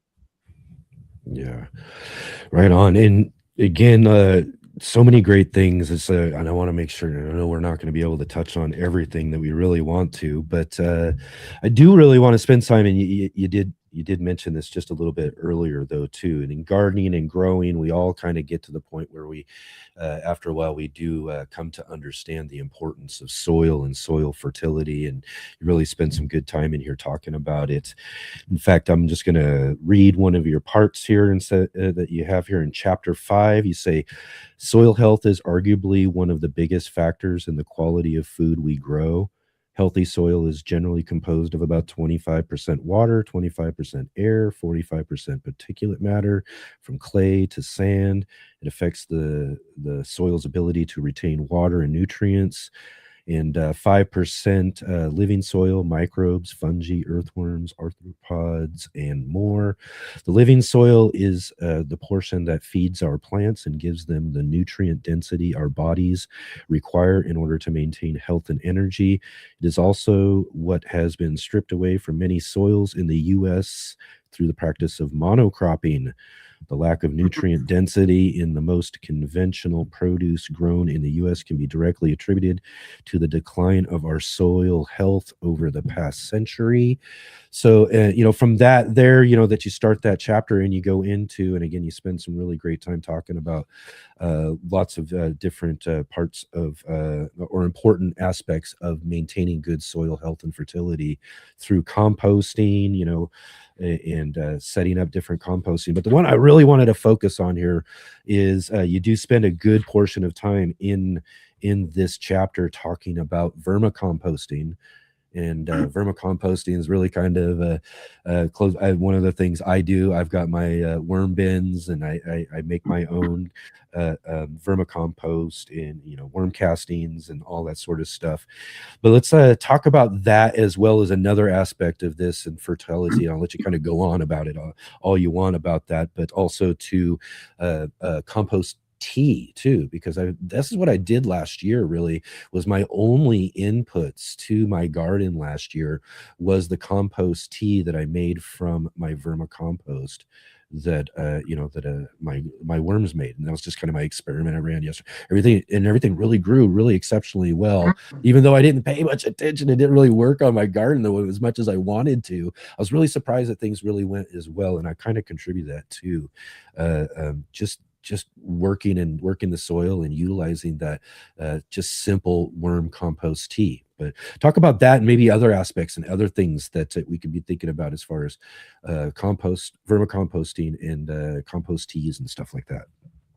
Sure. Yeah. And that is absolutely the most important aspect, I think, of growing food in our culture currently. The publisher wouldn't let me get into the medicinal side of it that I would have loved to. But as I'm a clinician, I'm an herbal clinician, I'm a licensed acupuncturist and licensed herbalist, and of course have been working in medicine in one way or another, whether allopathic or otherwise, for the last 30 years. So it's really hard for me not to talk about it. But I think that a huge amount of our immune deficiency issues, our addiction to sugar, our obesity, our diabetes, type 2 diabetes, just that have just gone out of control over the last, couple generations, are directly attributed to the lack of actual nutrient density in our own foods. And it's not just stuff that we're making in a factory somewhere, but the actual food stuff that we're pulling out of the soil in the first place to be able to make. So, I don't want to get into that too much, but I just wanted to say, I think, it can go even further in terms of talking about how important soil nutrients or nutrient and building our soil is. And yeah, I think worms, man, that's the shortcut. That's the way to do it. I agree. And of course you got to break down your compost to feed it to them. I actually use a Lomi or like one of those, kitchen composters, and just do that. And then I feed them that. And oh my God, they love it. And I have a worm tower. I don't have a lot of room to do real worm composting, but I have plenty to do what we work with and get plenty off of it. And yeah, I agree. Whether it's even just vermiculture compost tea, or we can actually make, compost tea with compost, especially if we break it down and let it sit in its, it can stink pretty bad if you're going to do that. You have to kind of, you have to figure out how you're going to do that, and, the right amount of days to do it. And you don't want it all fermenting and turning into, mush and stuff. But to be able to do that, man, I agree. That is a great way, because water is the great, it's the great universal solvent. And so it pulls everything and does everything we need to be able to pull it in and get it into the soil where it needs to be, as opposed to what I do a lot of times is just take all my castings and just sprinkle them around the top, and then just water over that over the next, several weeks or whatever. And, it gets down there, but it's not as effective. I agree. Yeah, a great point about, I think, just for all of us to keep remembering too, that the quality of our food, even like I remember reading years ago, a soil scientist named Furman Baer. I remember the name because it's such a strange name to my consciousness. I've never heard anybody with that name before, but he analyzed spinach. Everyone would probably agree that spinach is a nutritious crop, but it's only as nutritious as the soil it's grown on. So that, there's the nutrient food has to come from nutrient dense soil. Otherwise we're just eating fiber, right? I mean, it's just like, to get those nutrients, we really do have to, our minds have to be really in the soil. It's not just about what's growing above it, but about just that commitment to the soil, to making it more nutrient dense, to providing high quality compost, maybe some high quality basic fertilizers. Just has to be foremost in our minds, right? And so many people, like Joel Salatin, Pastured Poultry Profits, his whole thing is like, hey, I'm just growing grass. That's all I'm doing. I'm just trying to grow really high quality grass, and then everything else is an afterthought. Yeah, that's a good way to put it. And it's true on the medicine side too. The actual medicinals that you grow, there's a huge spectrum. There's a really, really good, obvious sort of biomarker of this, I guess you could call it, in the essential oil business, because essential oils take so much plant material in order to make the oil that they just, especially lavender is a great example. So lavender, fields hundreds, tons and tons of lavender to get, small amounts of your essential oil off of it.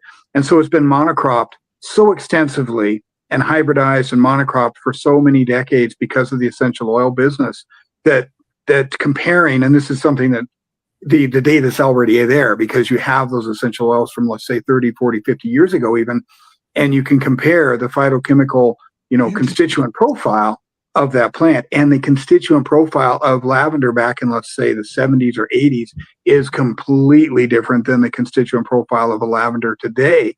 Wow. And it's lacking a lot of the stuff that we would consider to be medicinal.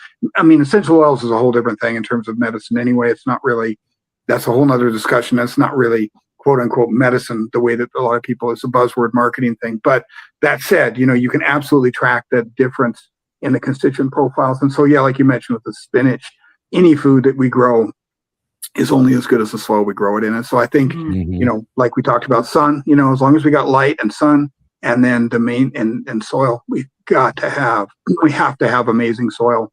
I loved living in the hill country for the reason of, in terms as a grower, because of black soldier fly larvae, because you could literally feed them anything. And I mean, you could feed them human manure, you could feed them, feces from dogs and cats and humans, and it would still end up coming out as compost. And then you could feed that to the worms. And then you got two entirely different species of insects that has passed through their bowels, and it's safe there. And I'm not saying that that's the plan, but we did, and we still do human manure composting, not for gardens, not for food that we're going to eat, but certainly to prepare soil in advance, especially if you're going to maybe plant an orchard there, you're going to have trees or whatever, but just to be able to fix the soil in general and start seeing a different natural, soil health around you as the ecosystem starts to improve.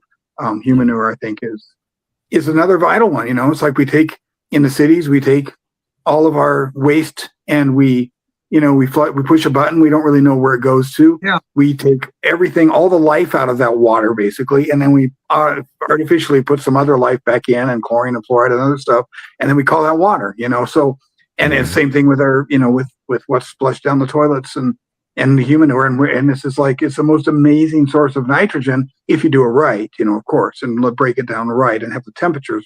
It's a very important thing there to monitor how much temperature you have for how long, but these are all sources, I think, that these and many more sources of soil health that we've kind of ignored and just allowed, corporate agriculture to be able to take care of, because that's their job, is to take care of feeding millions and millions of people, Yeah. All right. Well, here before, like I said, we're not gonna be able to touch on everything. Like I said, this is one thing about doing these shows is there's so much more to talk about than what we can really get to with everything. But I kind of want to move into something here too. Soil health. We're talking about that. You guys touched on some insects. I mean, you get in here and you talk about soldier fly larvae and doing that sort of thing. And you got a great setup. And I was actually looking for, and I was thinking about this. I was talking to my neighbor because he's into soldier fly larvae right now. I was like, oh man, I need to find one of those things where you can do it to feed your chickens, right? Because here's another thing is, we did talk about, kind of chickens for meat, rabbits, those sort of things. But again, soil health, these are not just, again, food sources in a sense as well too, but these are also soil health helpers, chickens, rabbits, rabbits, we can use the manure right away, right? All that sort of stuff. But here we are. You did touch on human manure and those sort of things on the soil fertility. Maybe you can touch on those just a little bit as for my last question here. But we do have to touch on one thing too, because you do mention this here. And beat 'em or eat 'em. Garden Pests, Chapter 6. So again, I did have to kind of touch on this again for a little bit of fun for everybody here towards the end and everything though too. But you do, I mean, again, and we're talking about survival here, right? And if we're talking about survival here, there are things that we've got to think about in some ways for, making sure again too that we can get through whatever situation we're in, and maybe sometime that might mean eating some things we might not really usually think are that's something we normally would. Talk about that a little bit there for my last question, maybe a little bit of everything else I led up to that with. And then again to Mark, probably have one more for you as we finish up. Sure. And I think that, this is a cultural thing. Again, there are many cultures around the world where eating insects is absolutely a part of the diet, and insects are far, far more efficient in terms of protein, than meat is, than even the most protein rich sources of meat are. So So from that standpoint, it makes sense. But from the standpoint of actually getting enough, biomass of insects in order to be able to get yourself that is different. Unless you happen to have a huge, infestation of something there's just tons of them, but not growing in a tropical environment where there's just, teeming insects. It's a little more difficult. So then, it's like, well, can we sort of try to get the best of both worlds where we're trying to rid our garden of pests, but we don't want to use, any kind of pesticides, obviously. And maybe the natural ways aren't working as well. What pests are they, and are they edible? And really, most insects, if they're cooked, can be edible. You need to cook them. Obviously, parasites are probably your biggest concern there. But this is something to consider as well. So there are a lot of different kind of natural approaches to herbivory, to from ladybugs for aphids to praying mantis. I used to be I used to love praying mantis, or praying mantid, I think is the plural of it. But and growing them and having them out there and everything, and they don't really do that much because they move around and go other places. But they're pretty amazing insects. They're incredible, kind of predator insects. I don't think there's. I mean, if they grew, the size of humans, we would no longer be at the top of the food chain. Say it that way. Yeah, exactly. But, they are like cool little buddies in the garden. I like having them around as well too. Yeah. And then, of course, lizards and the things that are going to eat those insects for us too. So yeah, the idea is, well, if you just are getting just marauded by grasshoppers, grasshoppers are a great source of protein, and they actually taste pretty good. Again, you got to cook them, but they're kind of almost tangy, like a little bit like a citrusy kind of flavor, So these are things that I think are, hopefully trying to kill two birds with one stone as a possibility. If we absolutely, again, and I'm saying this from an American culture side, you say this over in Southeast Asia, and they're gonna be like, well, of course. What do you think? I'm stupid? Of course we could do that. But over here, you have to kind of take baby steps. So it's like, yeah, if you could catch and set, and I think I'd have some examples of different insect traps and things we could do to do that, then why not? Yeah, that's brilliant. I was in college in Washington, D.C. during one of the big locust outbreaks, the 13 and 17-year cycles. And I remember seeing in the Washington Post recipes for cooking locust.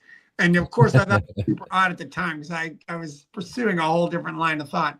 But it's wonderful. Sam, I'm going to ask you this because, I know you have a book, Herbal Medic. I'm going to get it. I want to read it. But in terms of meeting any of our medicinal needs from the garden, in addition to weeds, you talked about many weeds are medicinal.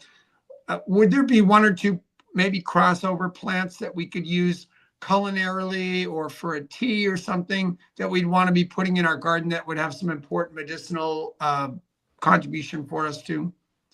Sure, absolutely. And I think probably the most obvious one that grows in pretty much most of the ecosystems here would be echinacea, right? Everybody's familiar with it. It's an easy flower to grow. The purpurea species is very easy to grow. It's highly medicinal. Not so much for food, but we could, another one would be plantain, Plantago species, whether it's lance leaf or giant leaf plantain. And there's several other species around the U.S. too, that are all, it's really kind of power food. You absolutely can use it for food and for medicine. Nettle is another really good one. It grows like crazy in the right, if you put nettle in the right conditions, it'll take over your garden, and that's great because then you can harvest the roots, the rhizomes. And, and just keep it at bay or, kind of keep it under control. And that's just an amazing powerhouse of micronutrients. So we can treat it just like spinach, but it's also medicinal. The roots are medicinal, the seeds are medicinal, and the leaves to some extent, if they're harvested right, are very medicinal as an anti-inflammatory as well from a Western kind of perspective. So yeah, there's definitely a lot of food. I mentioned dock, like curly dock, and the dock seeds are a great source of protein. And there's just these gigantic heads of seed. We used to use those and hackberry, and if they're in harvest, either pecan or oak acorns, and make these flatbread. In our survival, and when I was teaching survival at our school, these the students would make these big flatbread, dough basically, and cook that. And oh my God, you take like 3 bites of that and you're full. It's just like the nutrient density is insane. Wow. So we can really get a lot out of integrating that into just a regular food and regular way of cooking too. Yeah, I love that approach. It really fits into the polyculture approach of like, we have our cultivated plants, but we're not trying to eliminate all the weeds necessarily. We may be growing a lot of things together. And just once we develop our knowledge, we don't see it as an enemy plant that's competing necessarily. But it's like, yeah, I'm going to let the dock and the plantain grow right in the garden bed, and I'm going to use it all because I know how to use it all. Yeah. Exactly. Yeah. Yeah. Well, right on, Sam. Wow. Just really an exceptional book. Great work. You and your editors and everything put together are really awesome. But one other thing I did want to mention, again, layout, pictures. I mean, the pictures in your very quality. Wow. I mean, the graphs, the charts, the information broken down, all of this sort of stuff is just really, really well put together. So again, great job to you and everybody else who put this together. I will mention too, books also filled with a bunch of recipes for all this sort of stuff too. So there's a bunch of recipes in here too. So, we didn't really get the chance to touch on that too much, but yeah, filled with a bunch of really cool recipes for you to try, all those sort of things. Everybody, right down in the description, get down below. There's a link for you. So if you haven't got a copy of this, you can get a copy of it. I know Jay's been putting links into the chat for everybody. So you can go get yourself a copy of Survival Gardening by Sam Coffman. Sam, thank you so much for doing whatever you could to make sure you got in here with us to have this conversation, man. It was really awesome. I wish we had those few extra minutes back, but we'll try to find some way down the road, maybe get you back on and have some more conversations about stuff, because it was really great to talk. Sure thing. Yeah. Thank you for having me. I appreciate it. Yeah. Thanks, Sam. And thanks for putting out this really great contribution to the gardening literature. I mean, it's important for people to get this book. And I think I saw one comment flash by. It's like, yeah, we got to make sure we have physical books. So if the internet, read, so get a physical copy. Exactly. Yeah, exactly. Yeah, we need our physical books. We got to, let's never let books go away. Technology, all that sort of stuff can be what it is. Let's never let books go away. So again, thanks again, Sam, for being here. And it was really awesome to talk to you. And we look forward to the next conversation. Thank you, Sam. Awesome. Likewise. Take care. All right, you guys. We'll see you all in just one moment. Hey, gardeners. Thanks for tuning in to our show today. We'll be right back at it here in just a moment. I just wanted to take a second here to highlight our regular videos and features here on the Urban Gardener channel. Our weekly garden journals.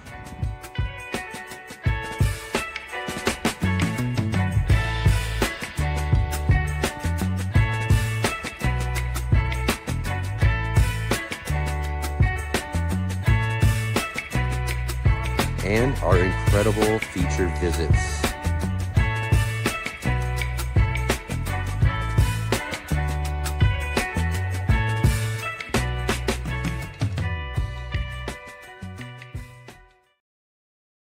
All right. I was hoping one of you make it back. Mark will be back in just one moment. Here we are. Awesome. Again, everybody, what an awesome conversation with Sam Coffman talking about survival gardening. His book, just really amazing book. Go and check out that book. Link down below in the description. Let's bring our buddy back. Wait, here we are. I got to do this. Bring our buddy Mark back onto the show with us there. Excellent. Right on again, too. What a wonderful book. What an awesome conversation. It was really, really great. And a great way to start off our year here in 2026 on the book club. This is the kind of thing that's so interesting, because if you get a gardener, a lifelong gardener, like I'd probably write a good book. Eventually I might write a book, but I've been gardening for a long time. But I have a gardener's mindset. I like the fact that this was like a medic and a linguist. This guy comes with this whole different set of skill set, whole different set of experience, and he writes a gardening book. And, really, I think we both agree that this is a unique approach. It's a unique book, and it has a certain quality to it that many other gardening books don't have. So I just think that's fascinating and a great exposure. I love this book. As you said, it's so well laid out, thoughtful. It doesn't drill down into every single chapter. You're not going to become an instant gardening expert by reading this book, but it lays out so much of it's such a great overall. It really is a guide, right? It's a guide. It's a guide. It really is a guide. And yeah, it just covers so many different aspects of things and things you might not consider. And you get to one of those, and then that's something that gives you a chance to go, okay, I didn't consider that. And then you go deep dive into that sort of thing a little bit more and learn a little bit more and apply it to your overall gardening skills. And again, in this subject, we're looking at, a situation where really we're looking at our survival here, and not only survival. Again, we did touch on and really looked at a lot of the, again, those first few days, we're looking at survival mode, those sort of things too. But this is really also a long-term guide towards surviving and gardening and being able to set yourself up to be able to provide yourself the type of food, nutrients, protein, all those sort of things that you're going to need for the long haul.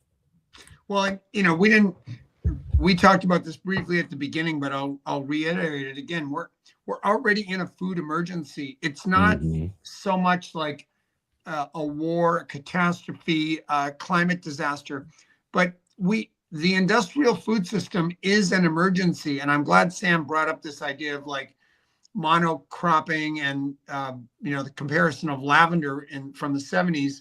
I think the priorities of the industrial food system are not necessarily health, they're profit and efficiency. Yeah. So we are time and time again, whether it's pesticide residues or poor attention to the soil, poor nutrient replacement, we're not getting the kind of food we need to be really healthy people.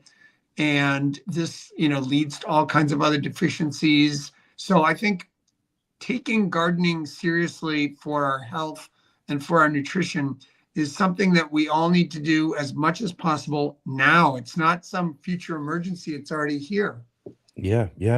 Like I said, I even opened it up to the show. We start the Sunday edition show with a quote that we do, and I'm trying to incorporate author quotes. And so we put a quote from Sam Coffman's book at the very beginning, and it says, "We need to approach the task of gardening as though our lives depend on it." Well, because really, ultimately, what do we, water and food are our first real two priorities in life. You know what I mean? We got to have those things, right? And being able to grow food, knowing how to do that sort of stuff is very, very important. It is essential. And, again, too, such really great information in that book. Great author. Can't wait. Again, we're going to have to find a way. Again, and all of a sudden, another one of these authors with amazing things. And we didn't get to touch a lot on Sam's backstory and stuff like that. I'm sure he's got awesome stories to tell. Oh, my gosh. I got to find a way to get this guy back on and really dig into some of that stuff as well, too. But anyways, real quick, also, thanks again, Mark, for mentioning earlier about donating and all that sort of stuff. Oh, yeah. I did see we did get a super chat in here from Cat's Tiny Wannabe Homestead. I see I was going to say, I was just the first time seeing Cat's here. So awesome to have you here today. Thank you so much for the super chat and donation to the show. Cat says, really great info. Bought the book and can't wait to receive it. And that's really awesome, too. That's what we like to see. That's what we're here for. We want to, we're trying to bring you interesting books, interesting authors, the conversation, dig into them, let you know, so then you guys can go out and get these books for yourself. Because again, like we mentioned there just a minute ago, right, Mark? Having physical books are really important, right? Yeah, we build up a library. This is stuff you can. My brain works differently when I'm touching a physical book. It really does. I mean, because I wasn't raised up in the generation of the internet and the computer screen, but I just like to sit down. I like to curl up in the evening with my blanket, a cozy, maybe a cup of tea and a book. I just love it. And just get a pencil in hand. I'm marking up the pages. That is how I learn. That is how I retain. To me, there's nothing like the book, the hard copies. You got to have the hard copy. That's right. Okay, and speaking of books and hard copy, we're done with that, and everybody knows what we do when we finish up our monthly gardening book club with our current author. We talk about who our next author's going to be here. So let me put this card up in fact, you know what I'm going to do? Let's do this, and then you go ahead and show us the book real quick there. Look at this one. There you are. We're going to be talking food. We're going to keep this. Exactly. And this kind of goes along with our new segment for our show tomorrow night. Grow What You Eat. So this is going to be a great book for us next month. It's going to be Willie Galloway. Willie Galloway is going to join us next month for our book selection. And Willie Galloway's book, as Mark just showed you, is Veggies for Breakfast, 100 delicious plant recipes for you here. And yeah, great book. I'm excited. I'm still waiting on my copy, Mark. Yeah, but it's coming. It's on its way. And I'm excited about digging in it. Again, I guess this is more of a cookbook centered type of book as well too, right? But again, this is really what we're talking about even in today, is that food is really important. That's what we're doing. We're growing food. And when we're growing our food, it's good to know what we can do with it. And we're going to talk about veggies with breakfast, right? So important to me.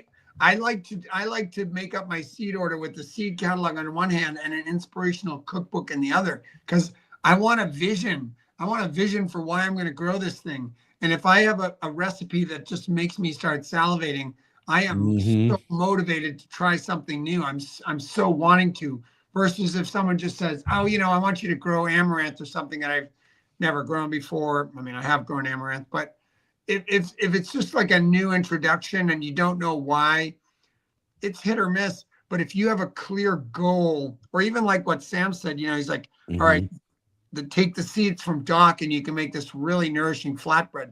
All of a sudden I'm interested in Doc. I know something about it now. I know something about what it could do. And so the cookbook to me is a super big anchor.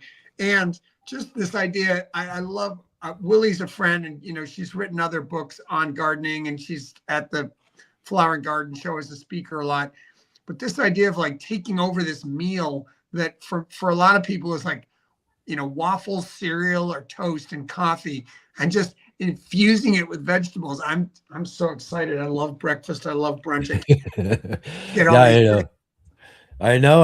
I've been at your house a few different times, and I know breakfast is probably one of the most important meals of the day for you and your household. And you're up bright and early, getting something nice and interesting going every morning. And again, it's good to get some great inspiration from great books like that. So I'm excited about this new book. Can't wait to get mine, and I can't wait to talk to Willie this next month for our next gardening book club. So right on, there we are. It's a wrap, pretty much, Mark. Thank you so much again, too. Again, here we are, another great one. A little technical issues as we're rolling along, but it's a live show. We got to deal with that sometimes, but we still ended up with a really, really great conversation today. Yeah, luckily we pulled out real strong. It's always easier if you have the tech problem at the beginning and you finish strong versus like, asking Sam, like, what's the one thing you would tell everybody about survival gardening? And then all of a sudden he cuts off and we're like, oh, I know. It's like we were just getting there. We were just getting there.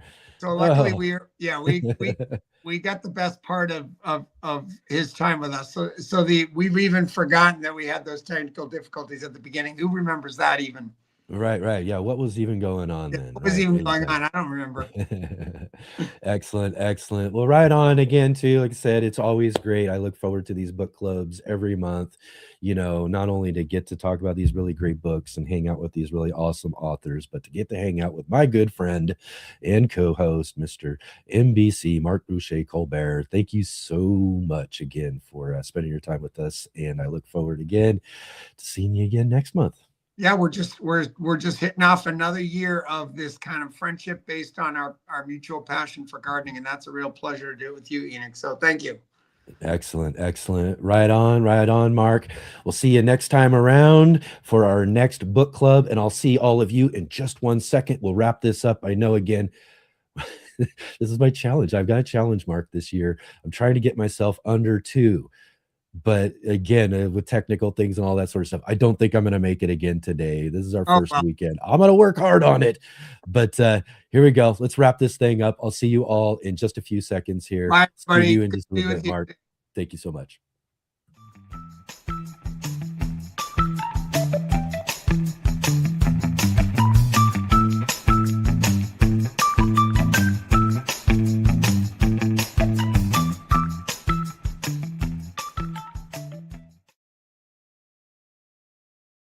All right. There we go, everybody. Another book club in the books here on the Let's Get Growing show. Really awesome show today, despite all of our technical issues and all of that sort of stuff. We had a great conversation. Sam was excellent. And as I mentioned, we're going to have to find a way to get Sam back on the show here sometime in the future to talk a little bit more about herbal medicine and all those sort of things as well, too. So we'll look forward to that possibly down the road again. Thank you, everybody, so much for being here. And as I said, I know we're running just a little bit later than I wanted to, but I still got to do a little wrap up. We got to get you all prepped up here for what we still got coming on, because this is usually when I say goodbye for the weekend, but it's not. We are now, as I've mentioned to everybody, we are now your 3-day gardening weekend here on the Let's Get Growing show. And that means we still have another show coming up tomorrow night. Yes, tomorrow night, the Green Room, 5 p.m. Pacific, 8 p.m. Eastern time. I'd love to see all of you here with and coming in and join with us and checking out what we got going as we get this launched out tomorrow night. It's going to be really great. I'm really excited. We've got our good friend and new co-host for the Green Room is the Fresh Princess. Natalie's going to be joining up with us as our co-host, like Mark does for us on the book club today. Natalie's going to be here with us each and every Monday night to help move the conversation along on our new Green Room show. And it's going to be fun. It's going to be great. I'm excited about it. I'm excited about seeing where we go. It's going to be a great opportunity to talk to all sorts of new guests and everything as well, too, that, again, we couldn't get booked on weekends. So we'll be able to get guests that we couldn't get on weekends to come on our Monday evening show. Hopefully, too, as well, some Australian gardeners, because it'll be a little bit later in the day for them, so they don't have to get up so early like our good friend Rick does here all the time and joining with us in the conversation. Some Australians are fine, and I've talked to many getting up nice and early like that, but at least it'll give them a better opportunity to get a little bit later in the day, and we can have them on the show with us live as well, too, so we can avoid those pre-recorded interviews. And that's a big thing, too, is having folks on with us live here for our conversations on the Let's Get Growing show. So tomorrow night, we're going to have with us Shawnee from Shawnee Grows. We're going to have Robin from Robin Gardens and Katrina from Sow and Terror. These ladies are teaming up for a new segment we're going to do on the Green Room called Grow What You Eat. So, they're going to be putting together a really fun, great segment for us there. And we'll have them on for our first show tomorrow night, which will be kind of our soft launch of the show.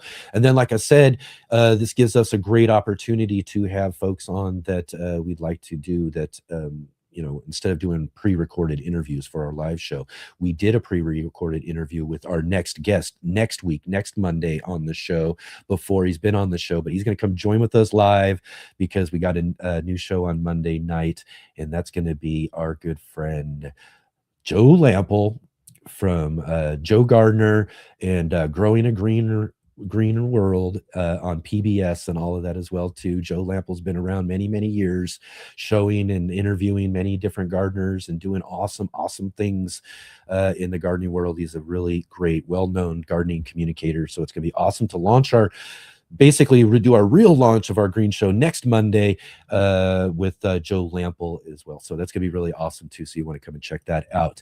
Also, if you didn't get to check out yesterday's show though, too, we had on with us our good friend Bevan Cohen came back to get the year launched. He came and joined with us last year to start the whole year off. So he's back again to get us launched yesterday on the Saturday show. Great conversation with our good friend Bevan Cohen of Small House Farm and the Seeds and Weeds podcast. Plus, we got to meet Corey from the Green Bay Gardener joined with us for our Are You Following Me segment. And it was really cool to hang out with Corey, too, because he's got the Green Bay football team's stadium right outside his kitchen window and his background and everything there, too. And I'm a football fan, so I thought that was pretty neat and everything, too. So great conversation with him. You want to go back and check that out.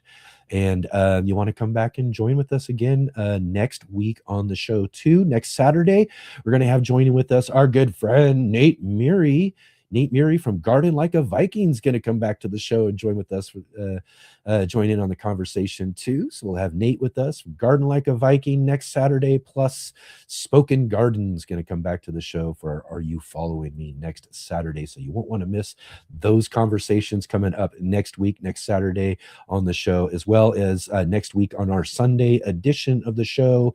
We're going to have a fun little garden round table with our good friends, Christopher Bransdal, joining us from the mountains of Norway, and Kangstar from the Pepper Lovers community, joining us from the Lone Star State of Texas. These guys are my original OG live streaming buddies, and it's always good to catch up with them every couple months. So they're going to help us get the year started as well too next Sunday for a great roundtable with them and catch up and see what's going on in Christopher's new growing room. So you'll want to come back and check that out. And as well, like I said, next Monday on the Green Room, Joe Lample, Joe Gardner, and Growing a Greener World will join with us then too. So again, thank you everybody for being here with us today. Be sure to come and join with us for those shows next week. And if you can, before we finish up here and end the show, click that like button. Definitely, hit that thumbs up. Subscribe if you haven't subscribed yet. Hit the bell notification so that you can be notified of all of our upcoming live streams and videos, as well as share with your friends. Let them know that we're here on the Urban Gardener channel each and every weekend. We're now your 3-day weekend, starting here every Saturday and Sunday, 11 a.m. Pacific time, 2 p.m. Eastern. And now with the Green Room, Mondays evenings, 5 p.m. Pacific time, 8 p.m. Eastern. Come and check that out.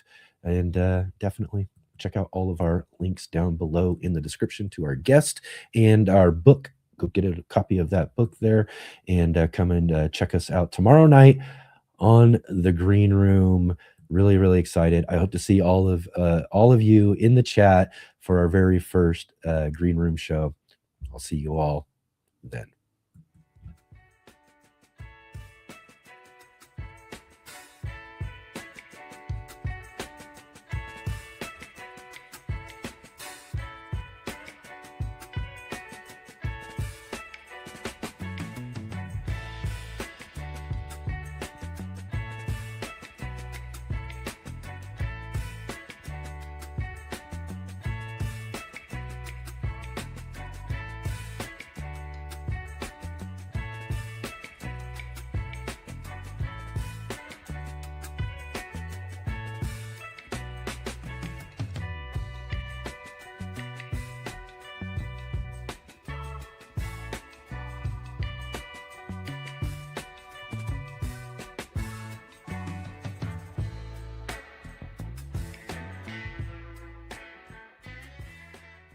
All right, I gotta run. See you on the flippy flops.